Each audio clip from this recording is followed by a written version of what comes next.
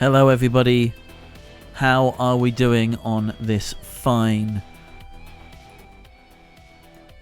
Friday afternoon?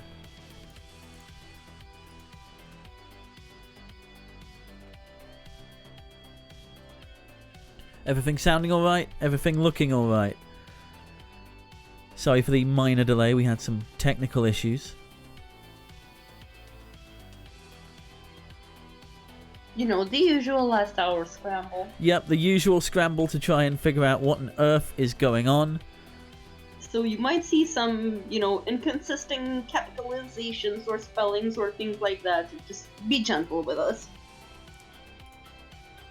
So, tonight we have got a few surprises in store for you. Yes, excessive penguin flailing happened. I'm also going to apologise in advance that the alerts aren't up and running. I just had so many issues that I just didn't have time, unfortunately. But we have two main games of Twitch Plays Wipeout lined up for you. And then after that, we've got a few surprises as well. So how's everybody's Friday afternoon evening, I guess, going? Who doesn't love surprises, indeed?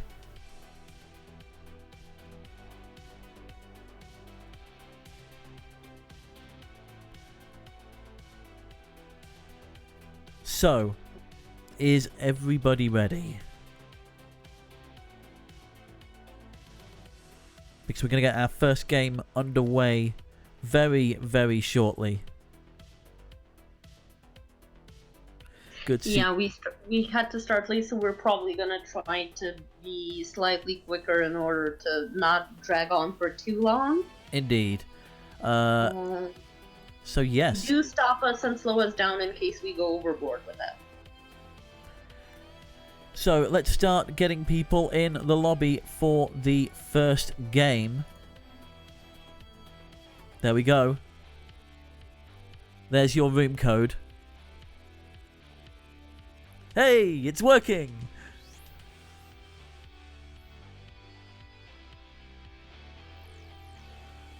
And we even have people in. Yes, we've got 10 in so far. We've got Fun and Ref, The Lupine, Drahuska, Connor, Duplis, Score Count, Ryan, Dazarino, Lion TK, and Cetra. Hello to you all. Asset Key and Natter joining there as well. We're going to give it a couple more minutes for you guys to trickle in, because we know we started a little bit late.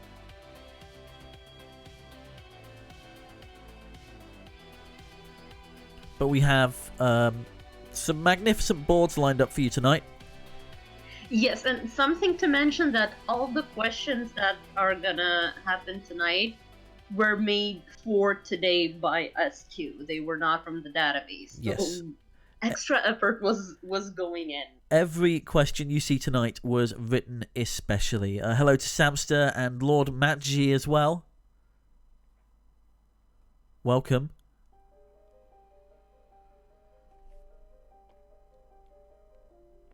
Falcott there as well, so we're up to 15. Ooh, that's quite a good crowd, I see. Considering we are starting slightly later than planned due to technical difficulties. Let's call them like that, yes. Yep. I mean, on the other hand, it is Friday evening, so most likely no work tomorrow for people. I'm actually even having a vacation for 2 weeks starting on Monday, so yay for that. I mean, hopefully, Drahuska, they won't be harder than normal. They'll just be a nice mix of certain things. I hope you appreciate the variety of boards we've put out for you tonight. Yes, another thing we tried to do is to cover as many different topics as we could. Some did end up overlapping. They're not completely distinguishable as such, but there's quite a good variety, I think, overall for the weekend.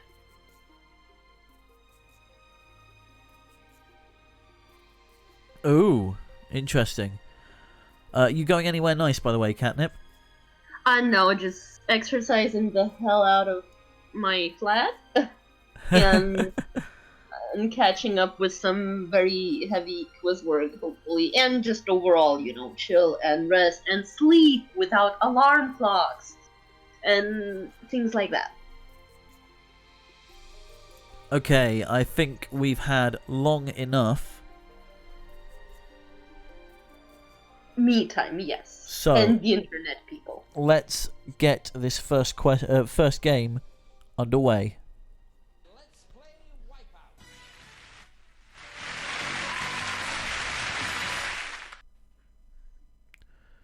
So, 5 boards in each game. Our first board tonight is a total non-starter. Let's have a look at your 16 possible options. Okay, we have Sauceman's Satchel, Giant Inflatable Lionel Richie Head, Potato Salad, DMC Comics, The Ingeratus Bunker Project, Rock Band 4, the PC edition, Rob Thomas's The Veronica Mars Movie, Who is Dating My Daughter app, Minas Tirith, Denim the Schmatter Jeans, Puglet, The Flareon Music Player, Corey Feldman's Elevator to Ascension, Melissa Joan Hart's Darcy's Walk of Shame, Emoji Dick, the novel, and Paul the Lond, Left Behind 2. Catnip, what are we looking for on this one? Yeah, so we are looking as all 16 of these are crowdfunding projects. And we are looking for the ones that did not reach their goal. So all of them have been in popular media at some point. 5 of these did reach their funding goal, whatever was set for them, but we want the 11s that did not. Yes, so, to clarify, yes, you can type in chat or you can whisper to Quizbot3000 to put your answers in. Once I start the clock, you have 60 seconds to put your bids in. You can bid you can bid up to 11 answers, but you must bid at least 1 answer. If you don't, you will be wiped out. There are 11 correct answers on the board, 5 wrong ones. If you put a wrong answer in your bid, you get nothing. You go down to 0, you are wiped out. And for every correct answer that is given, your potential score for your next one increases. So your first correct answer is worth 10 points, then 20, 30, 40, 50, and 60. But of course, beware of those wipeouts. 60 seconds on the clock, starting now. Connor with an early bid of 6. Jahuska with 1 there. I feel like I gave people a little bit too long to prepare on this one. I mean, it's fine. It's the first board of the night. So exactly. And this is a bit of a fun board. This is a potluck kind of a board, I feel. Yeah, also this is your board, so any ties, any sentiments to crowdfunding projects as such? Not really. This is based on a feature I did a while ago on the radio called Penniless, where we looked over various crowdfunding projects and effectively, in the style of Pointless, they were given various scores. Drahuska with the high bid of 9, Natai IKH with 8. No one... And Connor not far behind with 7 as well. Getting that 8th bid in on pretty much the final second there, so time is up. All 16 answers were picked in this round of bidding. Good luck, everybody. There are wipeouts on the board, so as all 16 answers were picked, some of you are getting wiped out. Our first answer is the Sauceman's Satchel. Did the Sauceman's Satchel reach its goal? No, it didn't. So 10 points to Connor, Natter, and Falcott on that one. The Sauceman's Satchel, Catnip. Yeah, so it was the idea was a customizable belt pouch for carrying condiments. Its goal was $10,000 and it reached 3,800 of it. Not too bad, but not good enough. Nowhere near the goal. So our next answer, Who's Dating My Daughter app? We have Connor, Natter, Lupine, Drahuska, Ryan, and Samster. All think that this didn't make its goal. Did it? It didn't. So all of you get points. Catnip, Yeah, and it was basically an app where fathers could screen potential suitors for their daughter, and it raised at only $2, not 100, not thousand, just $2 of 150K. Yes, they were looking for a rather large margin and only got $2. Our next answer. The Ingeratus Bunker Project. Connor, Drahuska, Duplis, and Lion looking at this one with bated breath. And it's correct. Yay! So that was a star hotel resort with built-in luxury bunker, and it raised only $1 out of its 5 million. A rather ambitious project. I guess nobody really wanted to pay for a bunker that they weren't going to be guaranteed to use. So, let's take a look at our next answer. A giant inflatable Lionel Richie head, Drahuska, Falcott, Cetra, and Asset Key all plumping for this one. No one is out of the running just yet.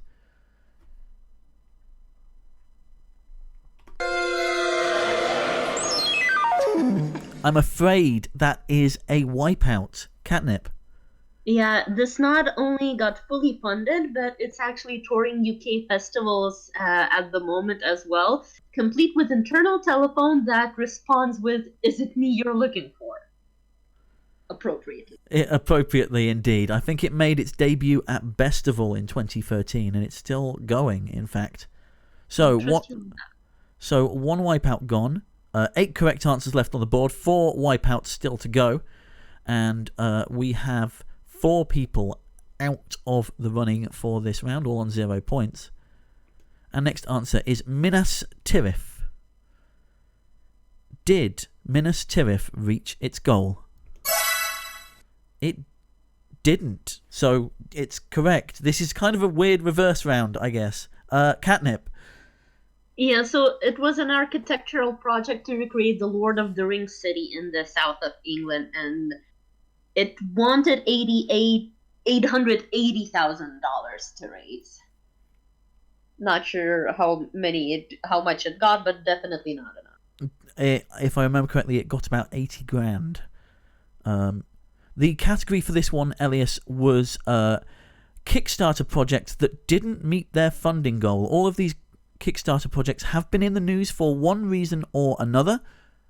11 of them haven't reached their goal. 5 of them did.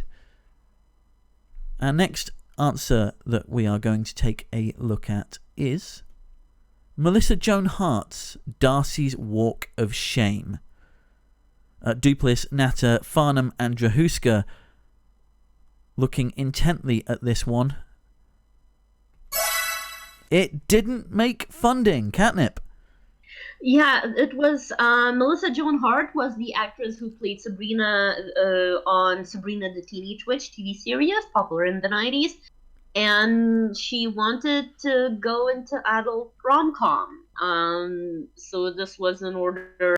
So this was to raise for that, for those starting expenses, and they got only 2% of their goal. Well, which was 2 million. 2 million is quite ambitious, even for a celebrity on Kickstarter. We have 3 wipeouts left, and we know that someone has chosen them because all 16 answers were chosen. Let's take a look at our next answer. DMC Comics. DMC Comics. Did they fail to reach their goal? Connor pulling into the lead there with 100 points, looking for his 5th correct answer. But Catnip, DMC Comics. So you're probably aware of DC Comics. So, if you want to do hip-hop stars as superheroes, you get DMC instead, because why wouldn't you? And that project was written by the founding member of DMC, and the goal was 100,000. It reached 5.5. And then Lade gained backing from other sources and is now touring Comic-Cons and Expos. So still some sort of success for that. Still a success story, but still a right answer in this round. 5 correct answers remain.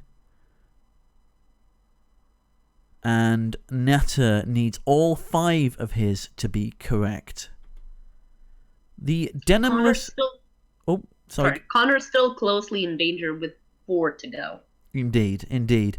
And is anybody clear yet? Nobody is clear as of yet. Our next answer on the board is denimless schmatterjeans. Say that quickly 3 times.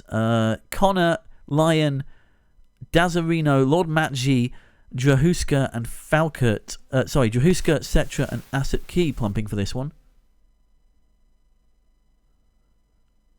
Oh, what was that noise? Sorry. So let's take a look. Did denimless schmatterjeans crash and burn?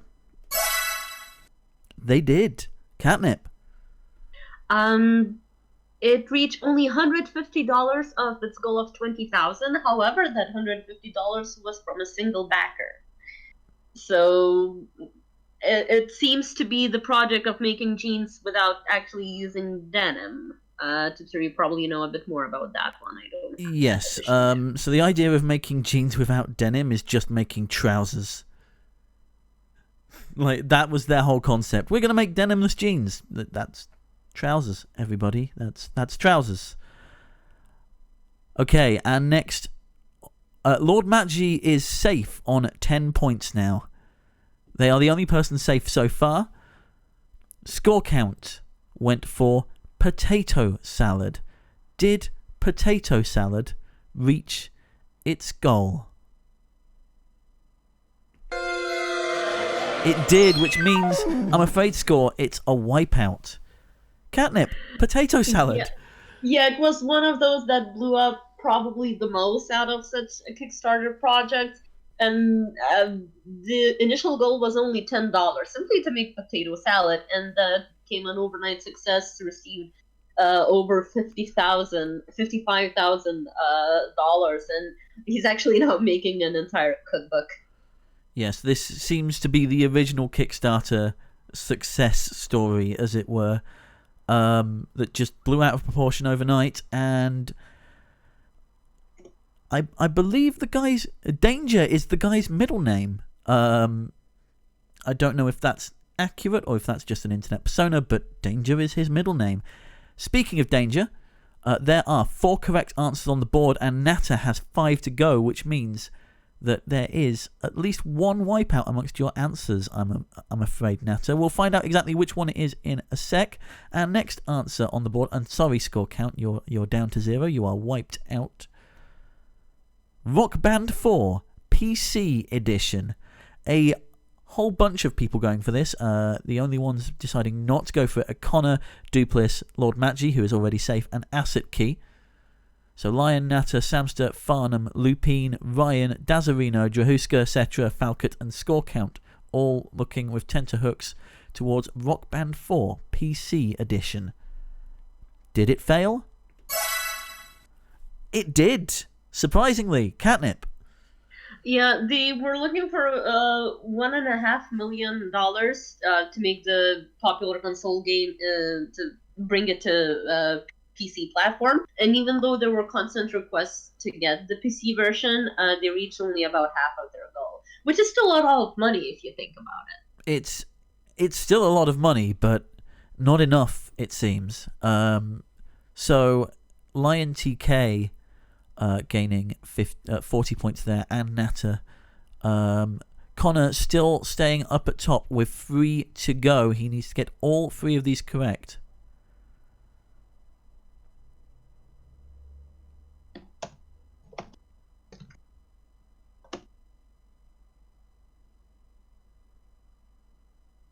Okay. Our next answer.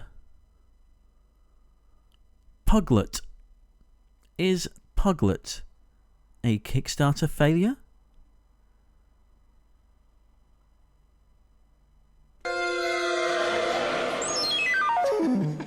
I'm afraid it got fully funded.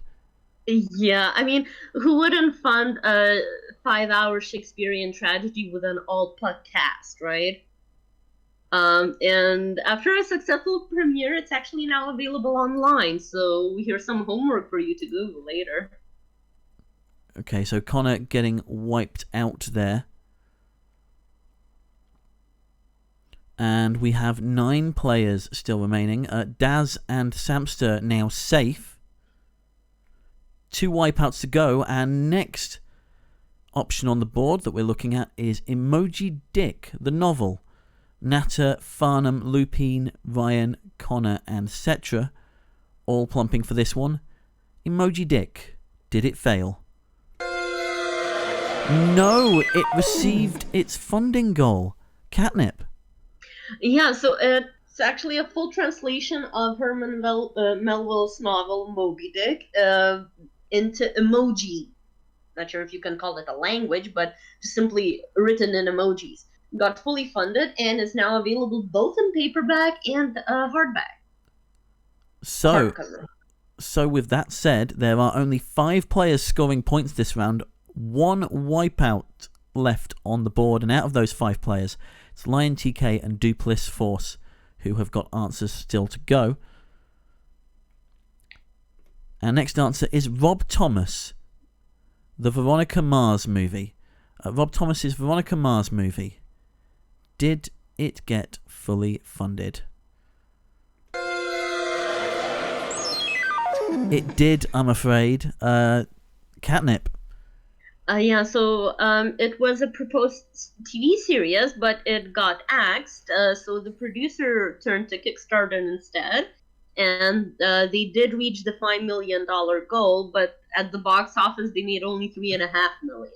So it's a bit weird situation, but in theory, it was a success on Kickstarter. So that leaves 3 answers on the board, which we know are all correct. We have Corey Feldman's Elevator to Ascension.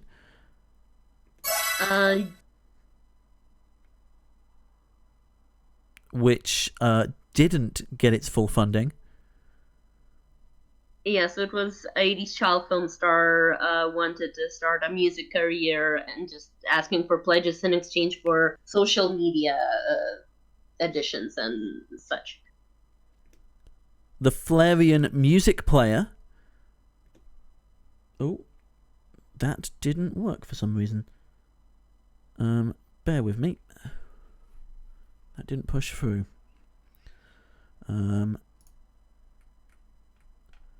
I now have to find the override button so that we don't end up accidentally picking 2 answers.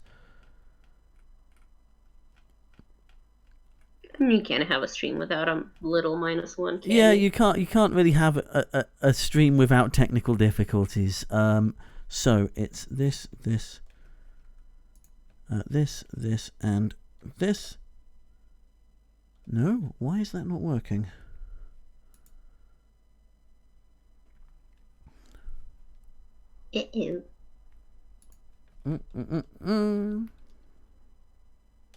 Okay, let's do the bad thing. Okay, it's somehow behind itself. Okay. I think we're fine.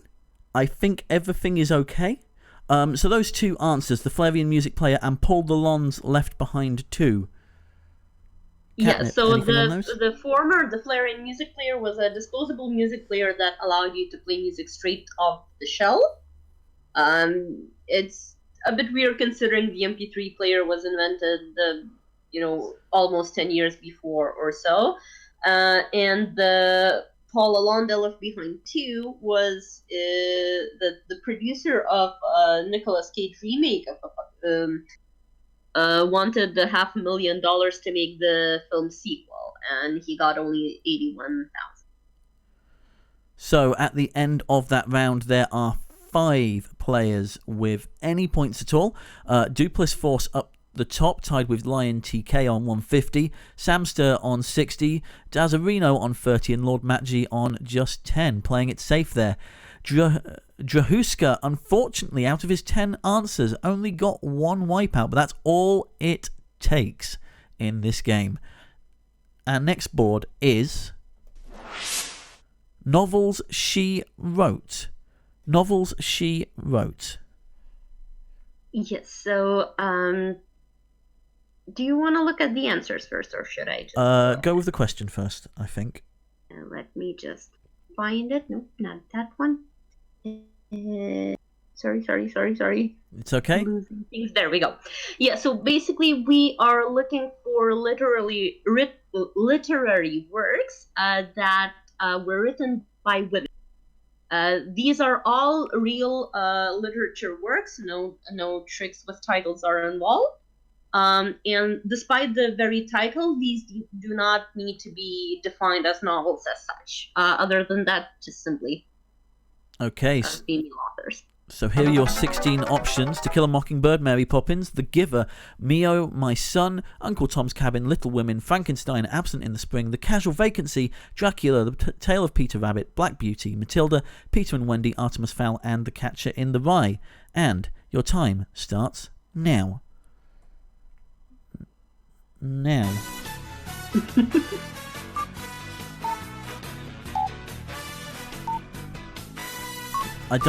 I'm not sure if it's just because I'm not pushing the button hard enough, or if it's just because I'm having technical difficulties somewhere else. We'll keep an eye on it. Sure. I mean, I did have a couple bugs earlier with like the last two. We'll just try to manage those as best as possible. Sal is there with a bit of a. Yep, and 30 seconds still to go, so that could still climb. Samster chasing with 7.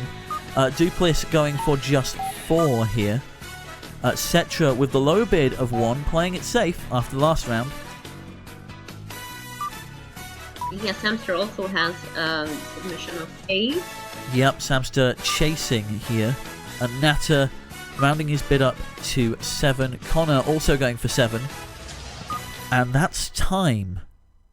So, taking a look across the board, Samster and Falcott with the high bids of 8. Then Natter on 7, score count on 6. And Drahuska also on 6. Our lowest bid on the board is Cetra. Oh, Connor is also on 8. Sorry, I completely missed that. It's right at the bottom there. So, 15 answers were picked from the board this round, which means that we won't be having a second round of bidding. Let's take a look at our first possible answer. The Giver. The Giver, given by Samster and Falcott. Was The Giver written by a woman? It was. Catnip. Yes, it was written by Lois Lowry, and it's a book I read in my childhood. This topic is mine, as it will be clear soon. It's a book I read in my childhood, and I recommend it a lot. The movie was a bit meh, but the book is awesome. Okay, so Samster and Falcott gaining points there, needing them because they've got 7 more to go. Our next option is Absent in the Spring. Absent in the Spring, given by Drahuska here. Was it written by a woman? It was. Catnip. Yes, this was actually Agatha Christie's book that she wrote under the name of Mary Westmacott, which was her maiden name. So she has had 6 books released and published under that pseudonym, which were not detective novels. Okay, so Drahuska gaining points there. 5 to go for them. 9 correct answers remaining on the board. So it's looking dangerous for Connor right now. Matilda. Matilda. Was Matilda written by a woman? I'm afraid not, Drahuska. Catnip. Yeah, that's one of Roald Dahl's. Yes, I remember reading it as a kid. It was and then the movie, of course, inspiring many. So, 4 wipeouts remaining on the board. And next answer is Peter and Wendy. Natter and Connor going for Peter and Wendy. I'm afraid it wasn't. Catnip. Yeah, so it was written by James Matthew Barrie, and it is about Peter Pan by the Peter Pan author. It was at first a play, but then made into a novel as well, and that was the first book in the Peter Pan series franchise or what have Okay, so Natter and Connor dropping down to the bottom. So those high bids there not really paying off, I'm afraid, guys. And next option is Dracula. Lion TK choosing Dracula.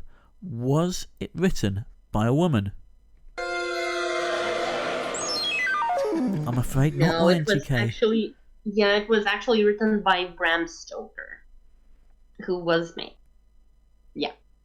So 9 correct answers on the board, 2 wipeouts to go. Dupless looking for 4. Samster and Falcott, the people with the highest bids, still in. No one's safe as of yet, though. The Tale of Peter Rabbit. The Tale of Peter Rabbit. 13 people going for this one. Everybody except Dupless and Cetra. Was it written by a woman? Yes, it was. Catnip. Yes, probably better known for the British people rather than the rest of the world, but it was written by Beatrix Potter. Beatrix Potter's Peter Rabbit there. And next answer on the board is Artemis Fowl. Dazarino, Score Count, and Drahuska going for this one. Artemis Fowl. Was it written by a woman?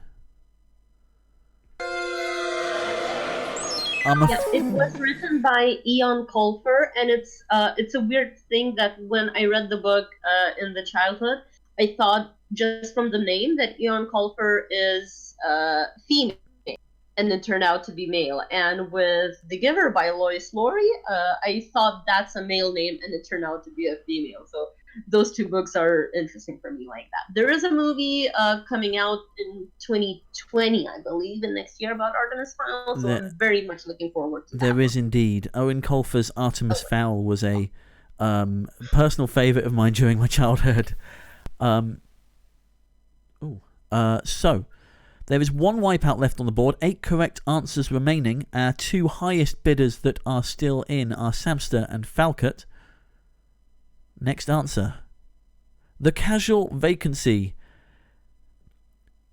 Dupless, Samster, Falcott, Lupine, Ryan, Asset Kizet, Lion TK, Drahuska, Natter, and Connor all going for this one. Is The Casual Vacancy written by a woman? That it is, and like Natter said in chat, it is J.K. Rowling. Who is obviously more famous for Harry Potter series, for those who just happen not to know that. Yes, I believe... Was it J.K. Rowling, or did she write under the pseudonym of Robert Galbraith on that one? I don't remember the exact pseudonym, but this should have been the one that she wrote under under a male pseudonym. But the author itself is a female, so that's why we're counting that. I think it was still later re-released as under her name as well. Well, there we go. So, 7 correct answers remain. Our next one is Frankenstein. A lot of people going for this one. Dupless, Samster, Falcott, Lupine. 11 players going for Frankenstein. Was Frankenstein written by a woman? Yes, it was. Yeah, written by Mary Shelley, one of the iconic works, probably together with Bram Stoker's Dracula of this early, slightly spooky science fiction fantasy genre. Okay, 1 wipeout still out there. 1 spooky answer still to go. Mary Poppins. Was Mary Poppins written by a woman? It was. Putting Samster into the lead. Mary Poppins. Yeah, Pamela L. Travers. And Cetra is safe. I forgot to mention that earlier. Who else? It's just Cetra safe at the moment, with 6 answers still on the board. 1 wipeout still out there. To Kill a Mockingbird. 12 players going for this one. Everybody except Cetra, who is safe. Daz and Drahuska. To Kill a Mockingbird. Yep, written by Harper Lee. And our next answer, Black Beauty.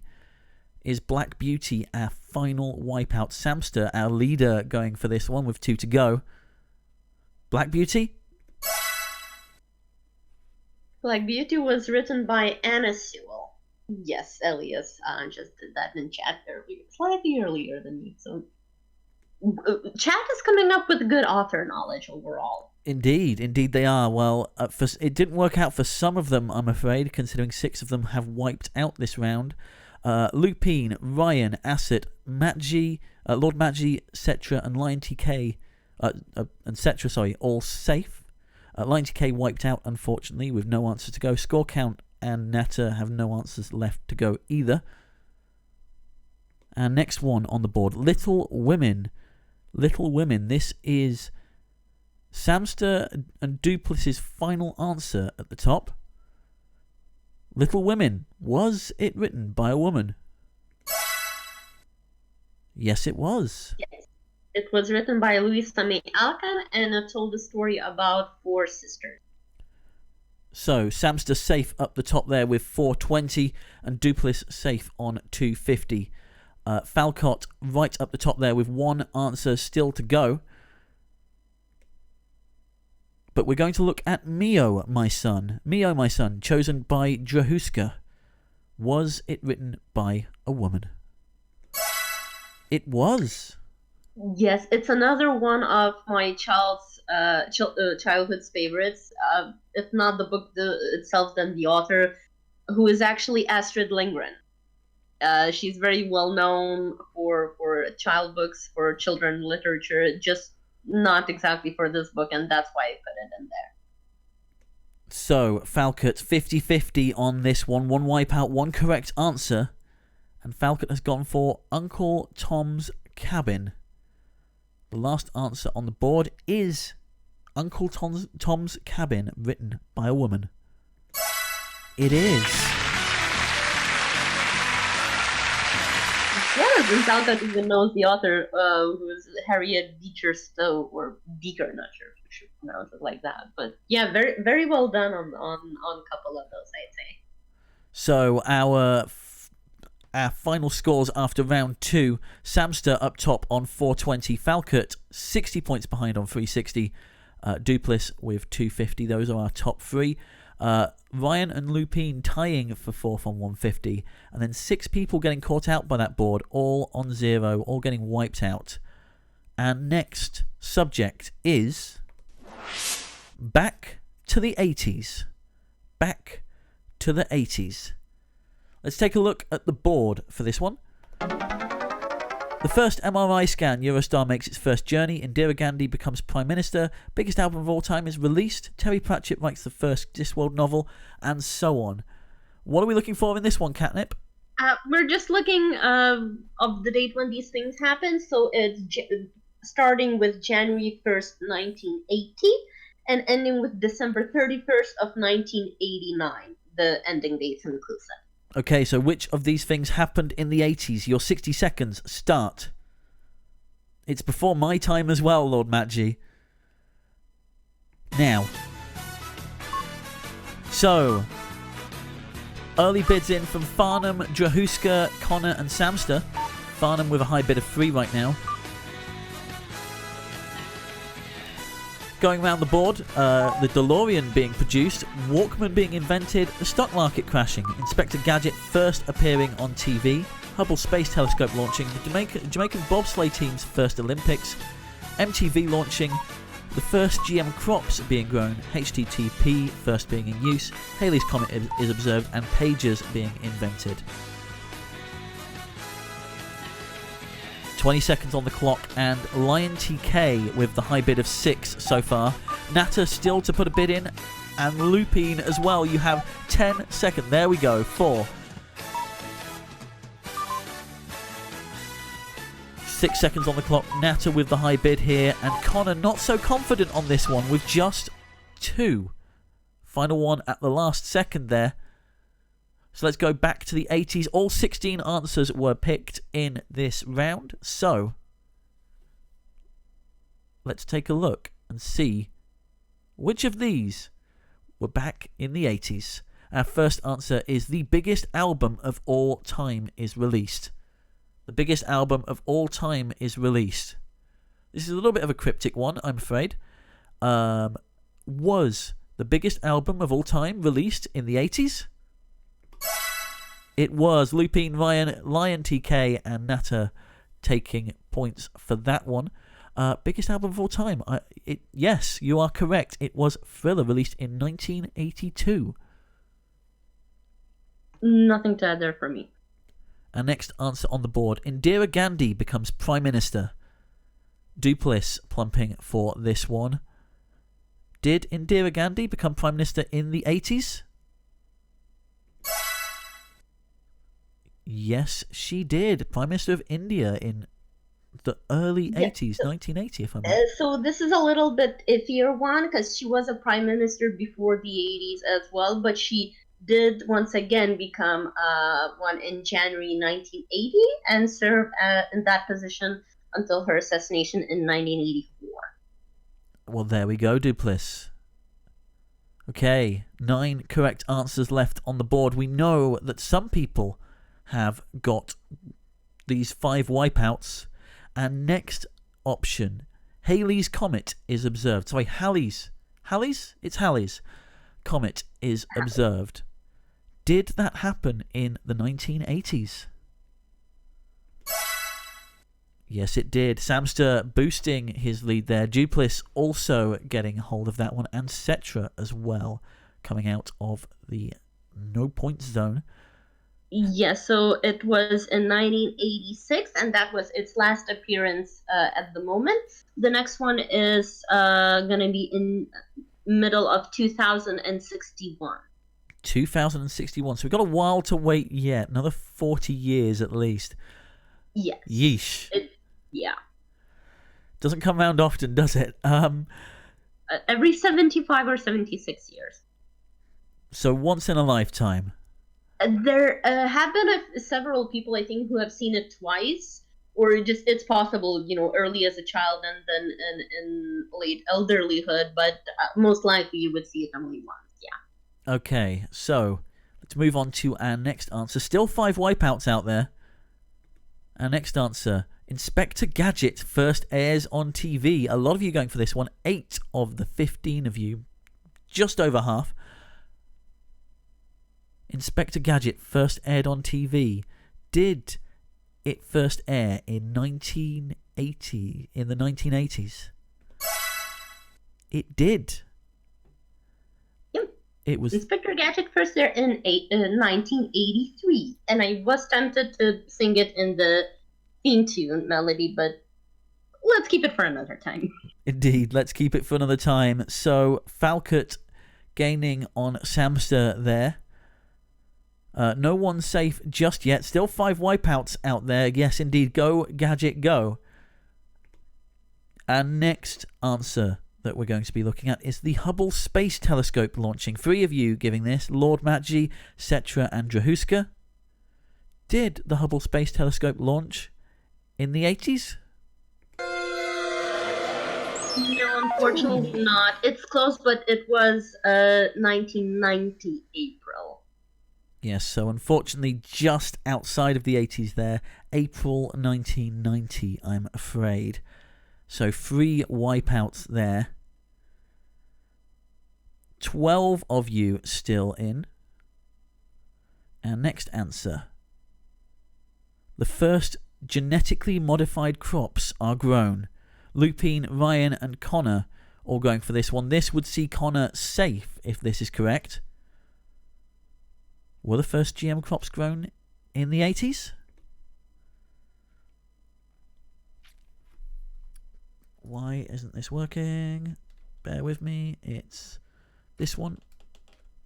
Okay. Right. Ouch. Yep, so we're going to have a look at that in a second. Unfortunately, it's going to have to pick another answer. HTTP first being used. 3 people giving that one. Lion TK, Lord Matji and Drahuska. It's mainly Lion TK that we're looking at with this one. 6 of his answers still out there. I don't know which one of these it's going to pick.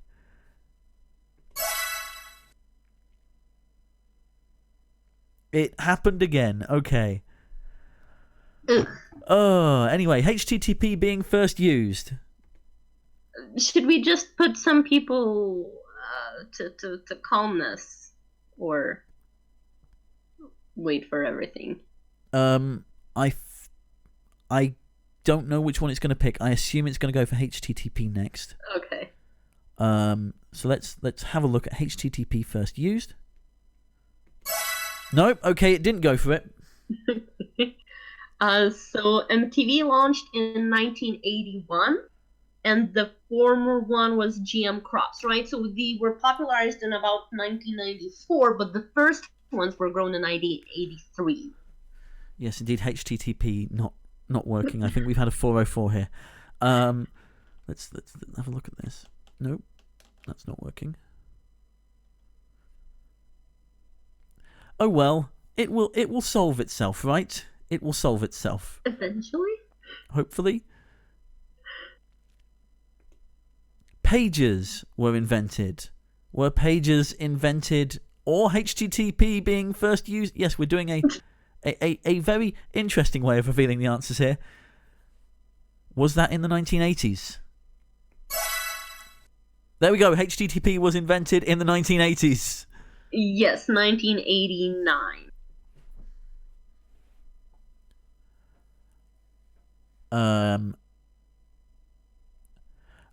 Yes, indeed. There is definitely an error somewhere. I cannot fix it. I've tried putting the hotkeys in. In fact, actually, give me a second here. Let me see if I can force it. Bear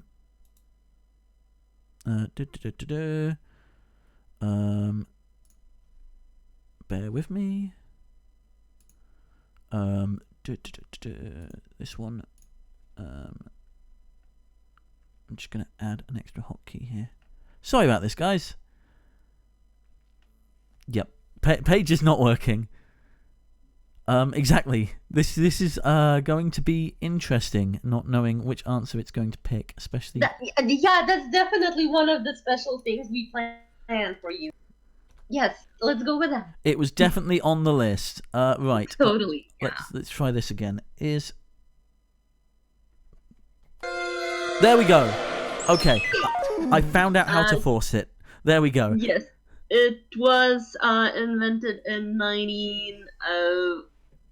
where was it? I just lost it. Sorry, 19. Oh goodness gracious! Earlier, in 1949 was the first patented. Right, okay, so definitely earlier than the 80s. Apologies about the incessant flailing there. Hopefully we're now back on track. Next answer is... Terry Pratchett writes the first Discworld novel. Terry Pratchett writes the first Discworld novel. Did that happen in the 80s? Samster, Lion, and Score Count seem to think so.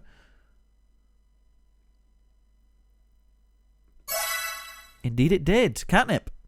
Yeah, it's once again that magical year of 1983, which is...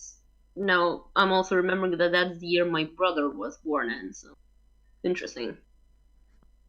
Very interesting indeed. And Samster with one answer to go. All of the people at the top with one answer to go. Ryan, I'm afraid with 4 to go, you've definitely got... You've definitely got one wipeout in there somewhere, I'm afraid. We'll find out which one it is shortly, or indeed, there might be more in there. Sometime later this evening, eventually. Okay, so 4 of you going for the first MRI scan. First MRI scan. This between Lupine, Ryan, Lion, and Drahuska. All going for this one. Lupine going safe, if this is correct. Was the first MRI scan in the 80s? No, it was in 1977, so kind of close, but not enough. Yes, in the late 70s, I'm afraid, which means that all of you are wiped out. 2 wipeouts still on the board. We know that was one of Ryan's. Are there more? Samster, Falcott, and Duplis still looking for one to be safe. Farnham needs all 3 of the remaining correct answers. And they haven't given... we haven't seen one of theirs so far. The Jamaican bobsleigh team's first Olympics. The Jamaican bobsleigh team's first Olympics, was that in the 80s? Yes, it was. Yes, it was the 1988 in Alberta, in the Calgary. Yes, a very memorable Olympics, especially those of you who have seen Cool Runnings. It is based on a true story. Happened at the Winter Olympics in Calgary, 1988. So, Samster is safe with 520. Falcott with still one answer to give in second. Dupliss is safe. Aset Kizet is on 180 and safe. Farnham still has 2 to give. Needs both correct answers here. And next option on the board, the DeLorean is produced. Was the DeLorean produced in the 80s? Yes, it was. Catnip. Yes. Model years from 1981 to 83. So there we go. Falcott going safe with that one, firmly in second place. We are now looking at Farnham Ref and Dazarino as our highest players with answers still to come. 1 correct answer on the board, 2 wipeouts out there, and we know that at least 2 of those have been selected. I think all 3 have been selected at some point because there were 16 from all of you. Our next one, the stock market crashing. Did the stock market crash in the 1980s? Yes, it did. Drahuska. No points, I'm afraid, but you were correct, adding to your 17 correct answers there. Stock market. Yes, it happened in the 1987, or one of such happened in 1987, and this particular one is referred to as Black Monday. Yes, Black Monday in the 80s. So, both of the remaining answers are wipeouts, so I'm afraid Farnham, Daz, Score Count, and Natter, you're all getting wiped out on this one. But let's go through the answers anyway. The Walkman is invented.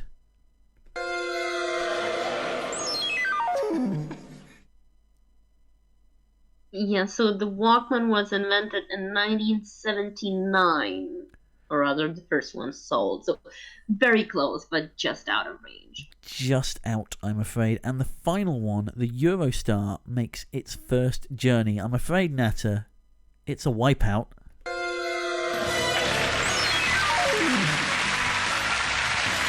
Yes, and that one did happen in June 1993. There we go. So, 5 of you with points still left. Samster up top with 520. Falcott trailing by 100 points. That's just 4 answers, though. Dupliss with 310. And then Aset Kizet in 4th with 180. And then Connor, having played it safe so far, with just 30 points. 4th board tonight in our first game is Last Daylight on Earth. Last Daylight on Earth. Now, if I told you this was my board, you might have an idea of what it's about, because it's something I've been rambling on for a while. It's time for me to get back at all the others with my own video game area of expertise. So this is going to be Dead by Daylight video game, and we're going to be looking for the 16 killers, or rather, in this case, we're looking for 11 killers. That are available in Dead by Daylight on PC platform, either as part of the base game or as DLCs, as of July 2019. In total, there are 16 available, both original and licensed killers included. And the options that you will see on the board are referring to their in-game sort of main stage names, as it were. They do have more full names for the game's lore, but the standard nicknames, stage names, what have you, those will appear on the board. Okay, so let's take a look at the board of 16. 11 of these are going to be Dead by Daylight killers. 5 of them are not. Okay, 60 seconds on the clock. Good luck. Here goes. So we have Plague, Hag, Chucky, Slenderman, Trapper, Horseman of the Apocalypse, Spirit, Hannibal Lecter, Legion, Wraith, Clown, Shape, Ghostface, Pig, Jason Voorhees, and Hillbilly. Those are your 16 options. Yeah, I can see chat will not love me too much about this one. To be fair, it is a popular game on Twitch. There is constantly Sorry. approximately 10,000 viewers for the streamers that do this game, so you may still have a clue for a couple, but yeah, Cetra going in with 8! Set with a bold bid there of 11, in fact. Drahuska on 7. Nata on 6. Drahuska on 8 now. Our low bids are Falcon and Duplis Force up the top. Fun and Ref also plumping for 1. 5 seconds left on the clock now. Cetra needs to get a perfect score on this one. And score count, I am afraid you are out of time. Oh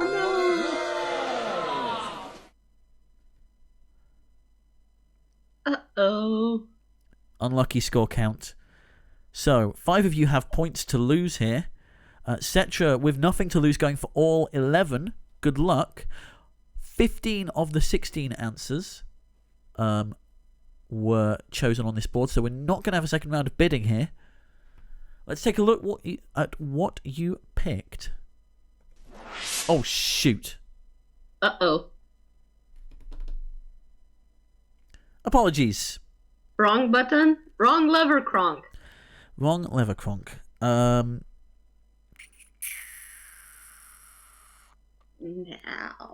How do we fix this? How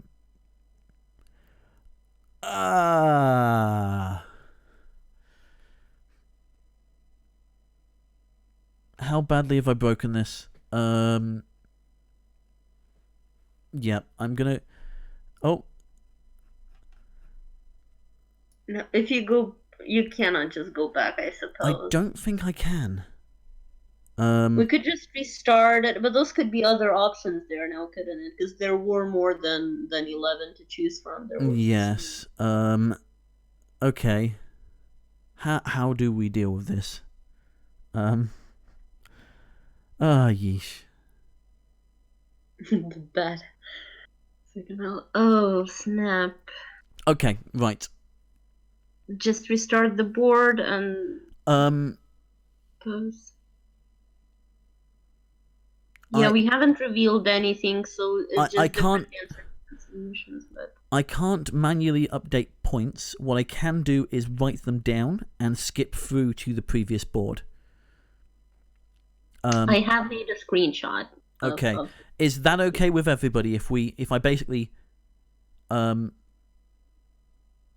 if I quickly start again, you guys all log back in and we redo that board? I am so sorry.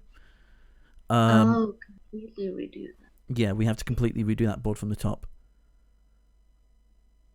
And like the whole game. I can force yes, I can force boards 4 and 5 to be boards 1 and 2. Okay, right. And you can update the scores accordingly? I can't update the scores, but I can kind of keep track because there's only 5 of For them. For counting purposes, okay. Yeah, right. Really sorry about this, guys. I'm going to quickly cut back to this here whilst I fix this. Really sorry.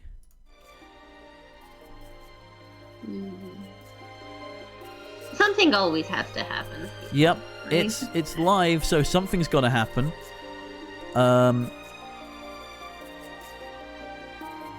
While we fix this, just bear with us. You said you caught a screenshot of that, right, Catnip? Yes, I sent you that over to the DM. Okay, fantastic. Thank you. We will need those scores. Right. Now I need to find out where that's stored. Oh.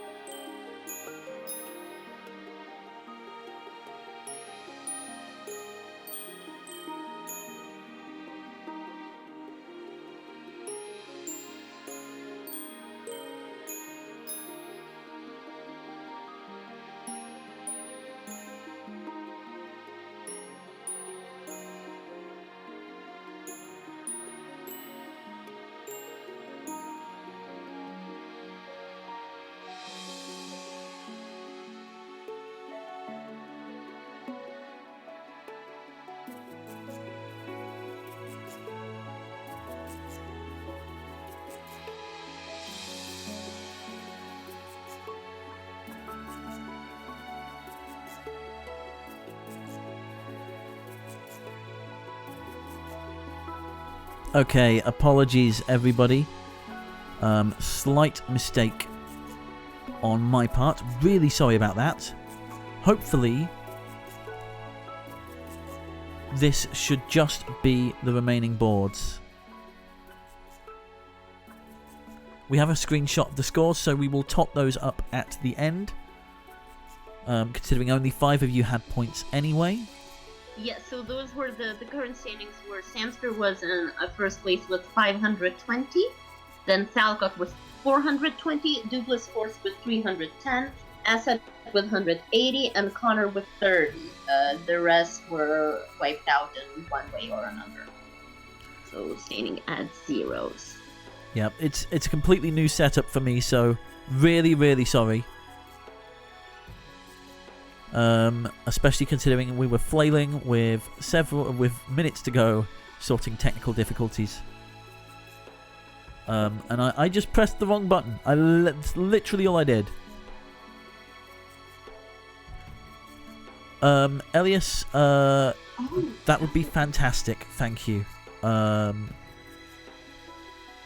would be absolutely brilliant, Elias. We had 15 people in there.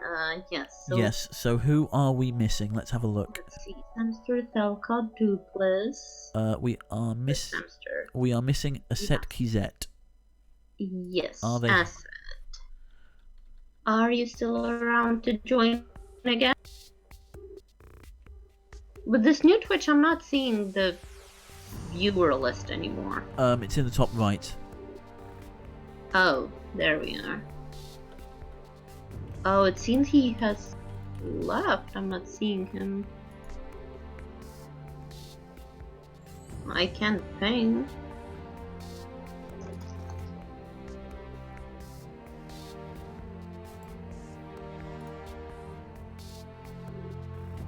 I was able to ping, but he's not in the users list somehow. Okay, we're gonna give him a couple of minutes.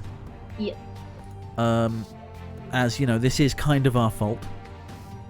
Yes. How are we doing for time overall? We have 1 hour past and unfull. We're not even out of the first game. Yeah. Yeah, we'll need to figure something out. We will do. Yeah, we might rush through the second game list of boards, because like we mentioned, we have some additional things planned afterwards. Yes, indeed. Yes, so I think I'll be minimized to things and just let this flailing penguin take the helm. Okay. Exactly. Just making short comments about something. Right. So we've got 14 of you. It is coming up to 25-2. I'm going to wait till 25-2 on the dot. Yep.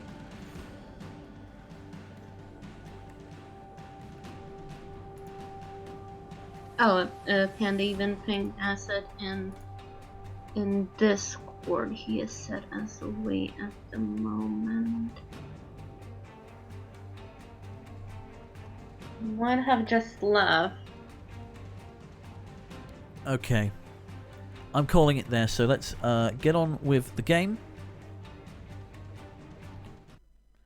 Really sorry about this, everybody. Once again, for the nth time, it's just, yeah. Yeah, if perhaps someone else instead of Assets plays, not sure how you feel about that, Tipster. Okay, Asset, that's completely up to you. Noted. No problem. I completely understand if you think these questions are too harsh. Personal preference. Anyway, let's play Wipeout. Yeah, we can bring the nature of questions in the Discord chat after tonight's stream, I think. Let's leave it for that. Wipeout.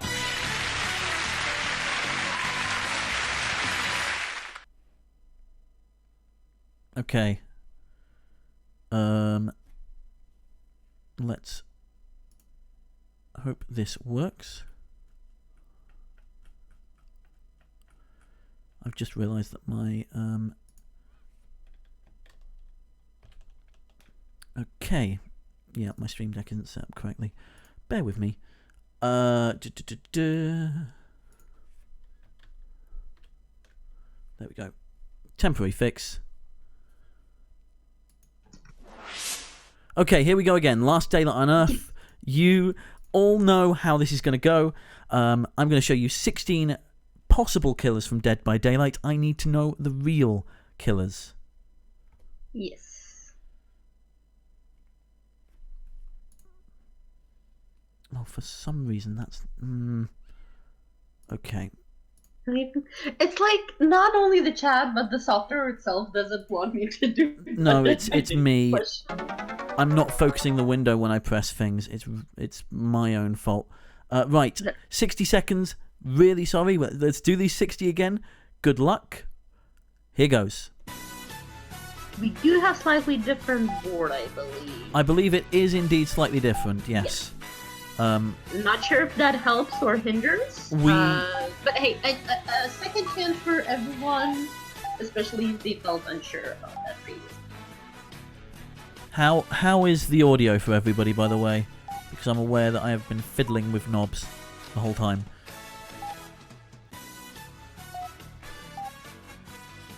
So, with 30 seconds on the clock, there are still 6 of you to answer. Cetra going with 11 again. Bold strategy. Jahuska going for 10. And Nata getting a bit in. I need to message Cetra about partying up sometime for Survivor. Okay, moving into the last 5 seconds. Last bids coming in now. 3 people playing it safe with just 1. And then we have 111 from Cetra and 2 10s. Jahuska and Connor. Oh, snap. All 16 answers were picked. So, let's get this show on the boat. The first answer to be revealed. There's 5 wipeouts, 11 correct answers out there. Nurse. Nurse. Which is what I might be needing after tonight's performance, because I am absolutely sweating. I feel a fever coming on. Is Nurse a killer from Dead by Daylight? Yes, they are. Catnip. Yeah, she can blink through things. Instead of moving normally, she blinks. Okay. So Nata, Cetra, Lion, Connor and Samster all correct there. Cetra going for the perfect score here. Drahuska needs to make sure they get this next correct answer. Otherwise they've got a wipeout in there somewhere. Spirit. Spirit. Is Spirit a killer in Dead by Daylight? Yes, they are. Yes, they are. Let's just move on for the sake of overall. For the sake of time. I'll interrupt you where I feel like adding. I think. Okay. Our next answer is Mad Scientist. Mad Scientist. Is the Mad Scientist a killer in Dead by Daylight? No. No, he's not. It's just a trope that I used. Okay, well, we can see with only 9 correct answers left, Cetra has got a wipeout in there. Poor Cetra. Cetra saying that they submitted that. Oh. Okay. Right. I mean, you're wiping out anyway, so it doesn't matter too much. Cannibal. Is the cannibal a killer in Dead by Daylight? Only Connor giving this one. Yes, they are. He's better known as Leatherface, but even more gently called Bubba sometimes. Bubba. By me. Bubba. Okay. Slenderman. Is Slenderman a killer in Dead by Daylight? Slenderman was actually just not from a franchise. It was born as an internet meme after a Photoshop contest. Well, Cetra wiping out there. So, 3 wipeouts still out there. 8 correct answers to go. Huntress. Is Huntress a correct answer?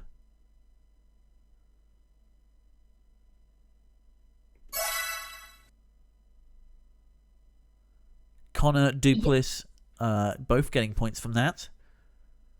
Yes, she can throw hatches, and she hums a tune, which is an actual Russian lullaby, which I can sing the first verse by heart at some other time. Okay, so taking a look at the board, Connor needs to get pretty much everything correct here. 6 to go. Hag. Is the Hag a killer in Dead by Daylight? Connor, Lion, Samster, and Lord Matji all giving this one, along with our 3 wiped out players. Hag. Yes, and she is among my top 2 or top 3 favorite and best killers, even though I don't do that much killer. Okay, so Connor with 150 on this round, looking for a 6th correct answer here. No one is safe as of yet. Funny for a Dead by Daylight question. The Doctor. Is the Doctor... I mean, I know the Doctor is a sci-fi phenomenon, but are they also a Dead by Daylight killer?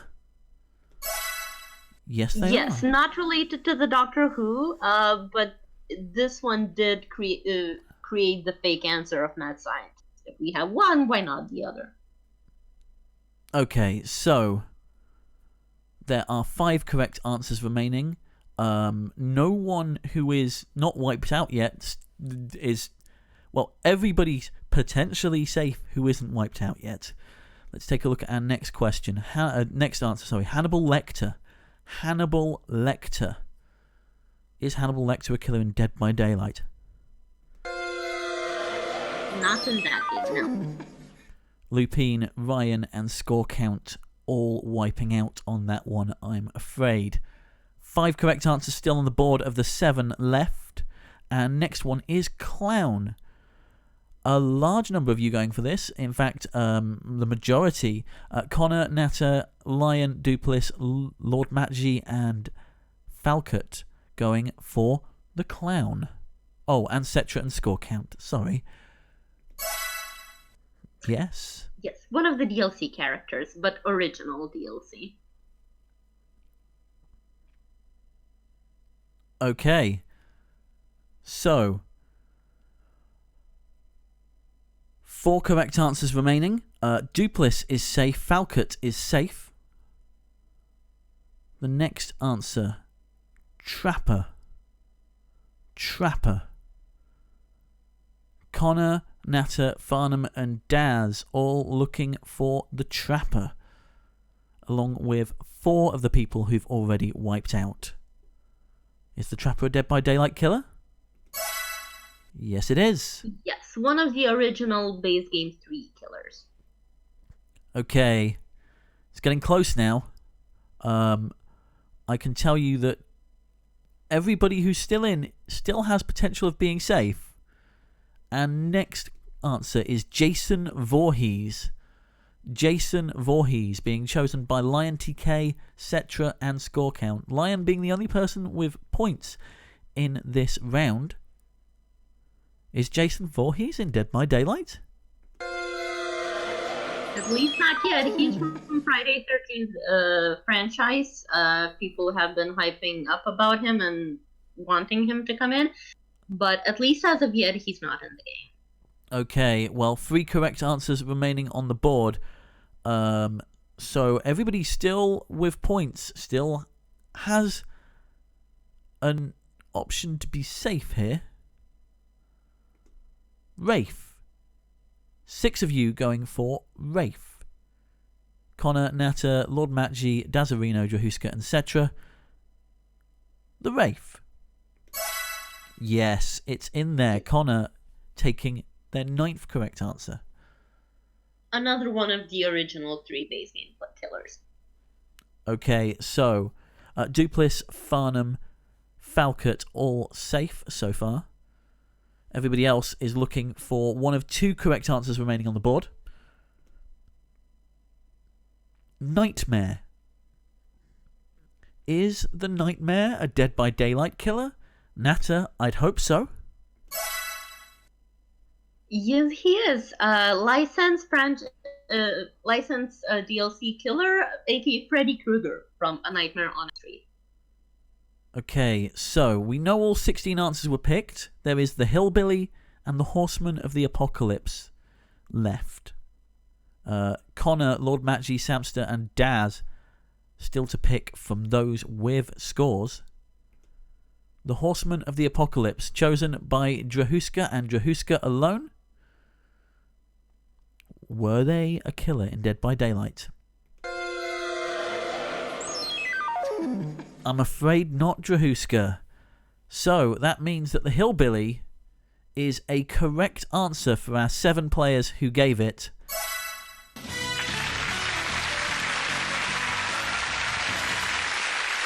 And Connor has 550 from this round alone. Natter on 210. Lord Matji with 100. And Samster also on 100 with 4 correct answers.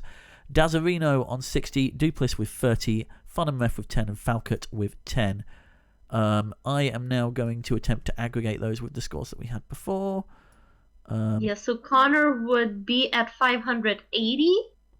Natter is new. Bear with me. Samster at 620. Yes. Falcott would be on 430. Duplis would be on 340. And the rest of the scores are as they are there by the look of it. Okay, on to our final board. Really sorry that this has taken longer than expected. But our final board of the first game, yes, you're getting 2 games out of us, is What the Flock. What the Flock. On here, you'll see 16 words. We are looking for collective nouns for birds. Yes, so we're looking for words which are collective nouns that can be used to describe a group of particular species of birds according to the British Bird Lovers website and the RSPB. Yes, so your 16 answers are there. Your 60 seconds start now.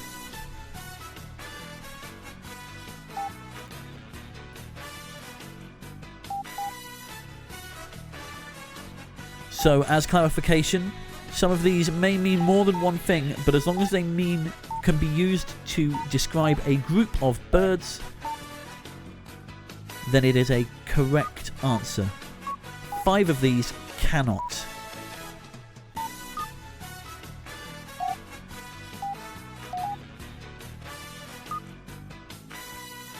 Seven, a bit of 7 from Jahuska. Falcott still to bid.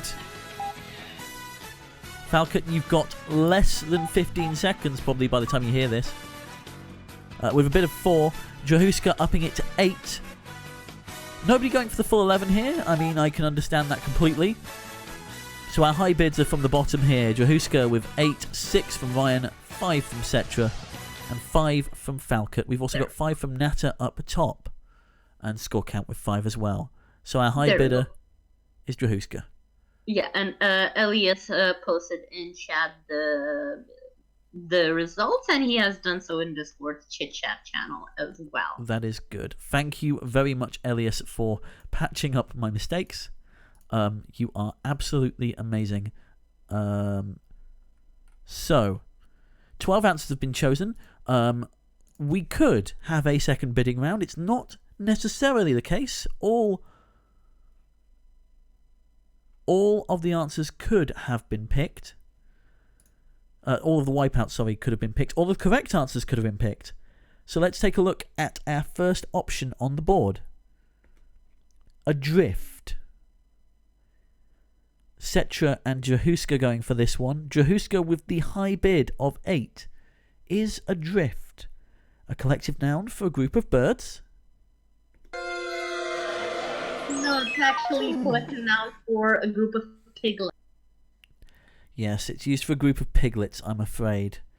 It is not used for a group of birds, which means it's an early wipeout for you two. Next on the board, a watch. Can a watch be used to describe a group of birds?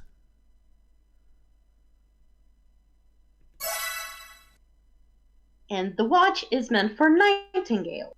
Nightingales. A watch of nightingales. Okay. And next answer, colony. Colony. Can a colony be used to describe a group of birds? Connor, Lord Matgie, Samster, Daz, Falcott, Ryan, Scorecount, and Cetra seem to think so. Yes.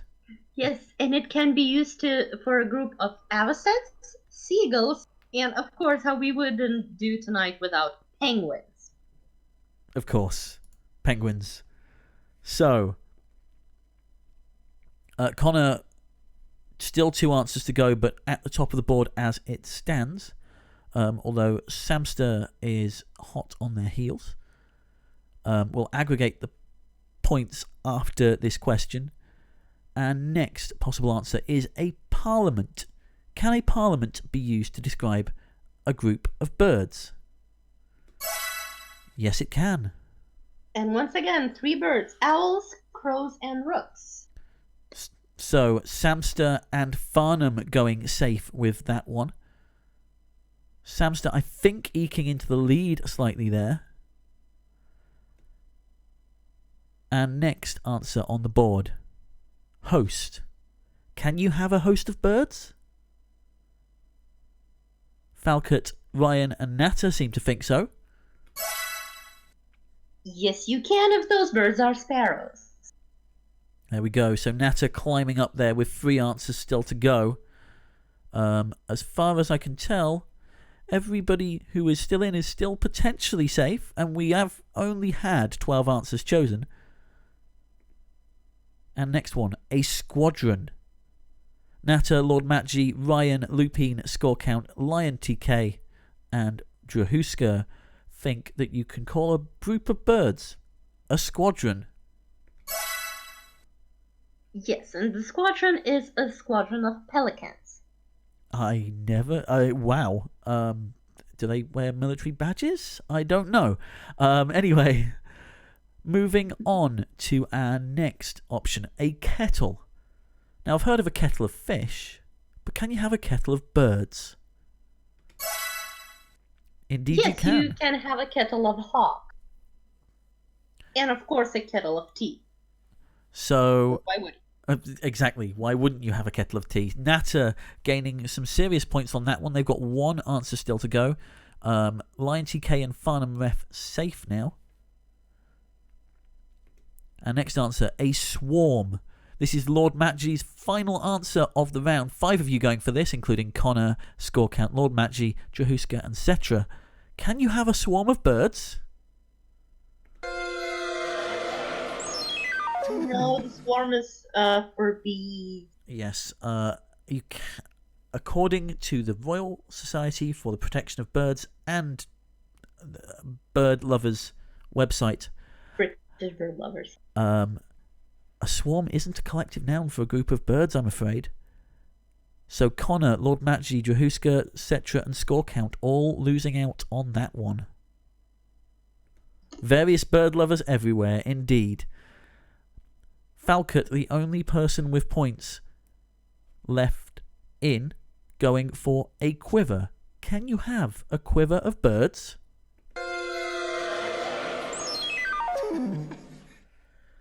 Not of birds. Quiver is used for cobras. Yes, you can have a quiver of arrows, a quiver of cobras. Players got stung by those. But unfortunately, no quivers of birds, I'm afraid.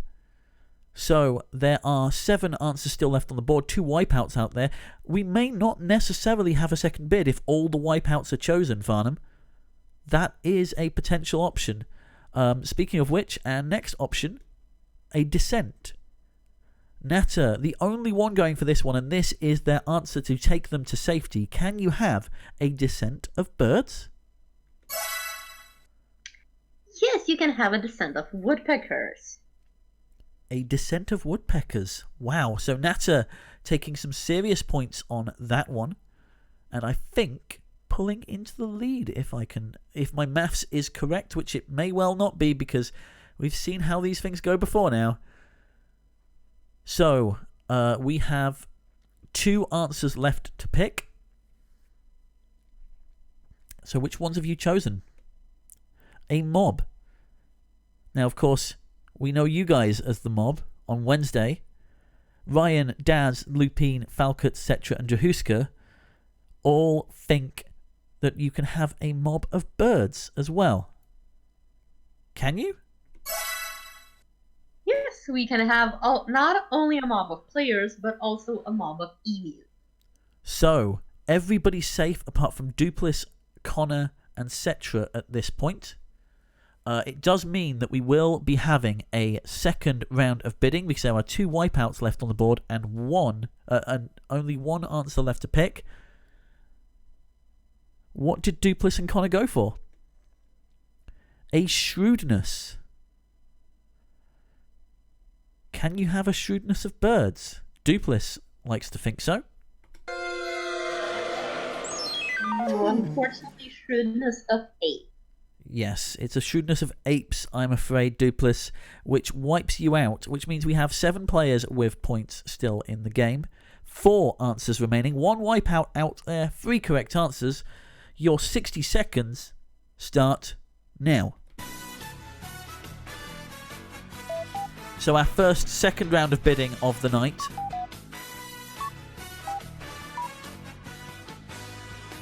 Thank you very much, Elias.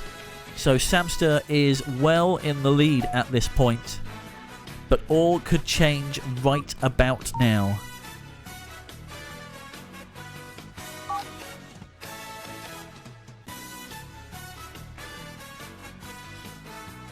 Yeah, now it's definitely the time. I'm actually quite, as much as we're sort of pressing for time, I'm glad that we got the second board, at least once in this game. So, Drahuska going for all 3, Falcott and Lord Matji going for all 3. There are only 3 correct answers out there. Ryan and Score Count, you have very little time left. Ryan, if you don't answer, you will be wiped out. Oh. Ooh. Okay, well, I'm afraid Ryan and Score Count failed to answer in time. So they wipe out. Ouch. Which is a bit of a bite for Ryan, to be honest, considering they were quite high up. 90 points on offer for this next correct answer. 3 of these are right, 1 of them is wrong. Can you have a shadow of birds?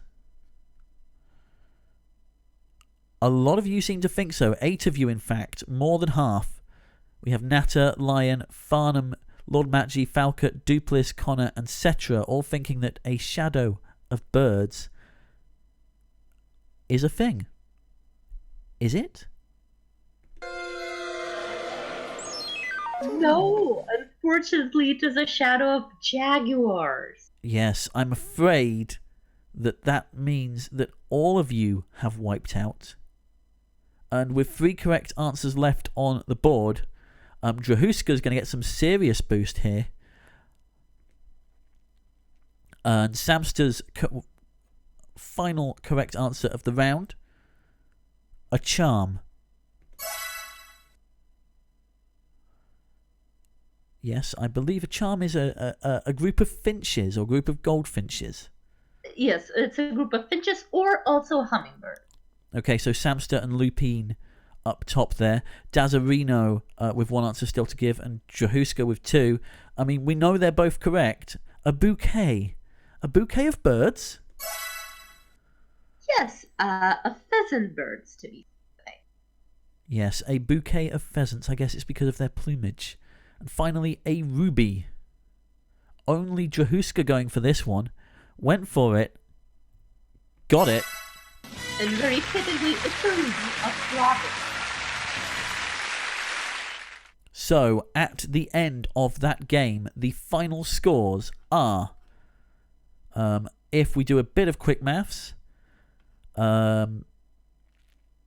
believe Samster wins with Let's see how many was off. I'm trying to do very quick maths in my head. Samster was on 620. I don't believe they wiped out on the last board, which means that they are In the region of 1,000 Samster... Okay. Thank you, Panda. 20, so 840, I believe. Somewhere around there. Let's wait for the... Let's wait for official confirmation, but I Yeah. feel that Samster is the winner of our first round. I mean, I'm almost certain enough to declare it. While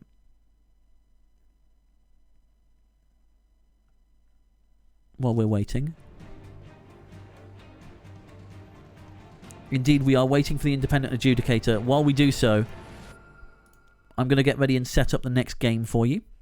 Yes.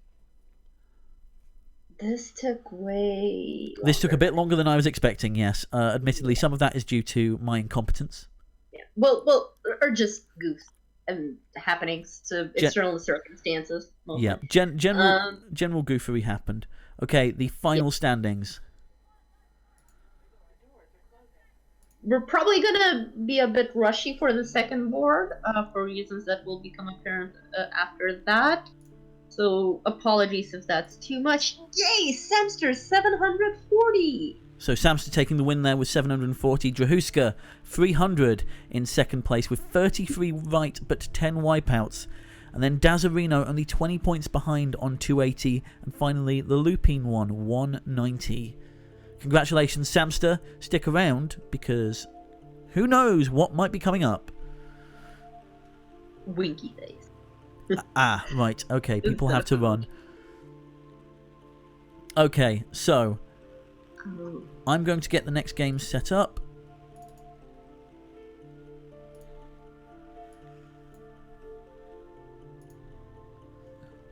Yes, sorry, Samster, we went on a little longer than expected. That kind of is good news for Drahuska then. Potentially, yes. Yes.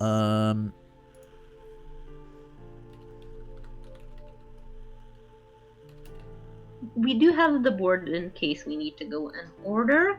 Yes, we do. Please do join again for this game. We'll try to sort of rush it. Hopefully not too much. Hopefully but... not mess this up. I am incredibly sorry about that. That just kind of happened. Thank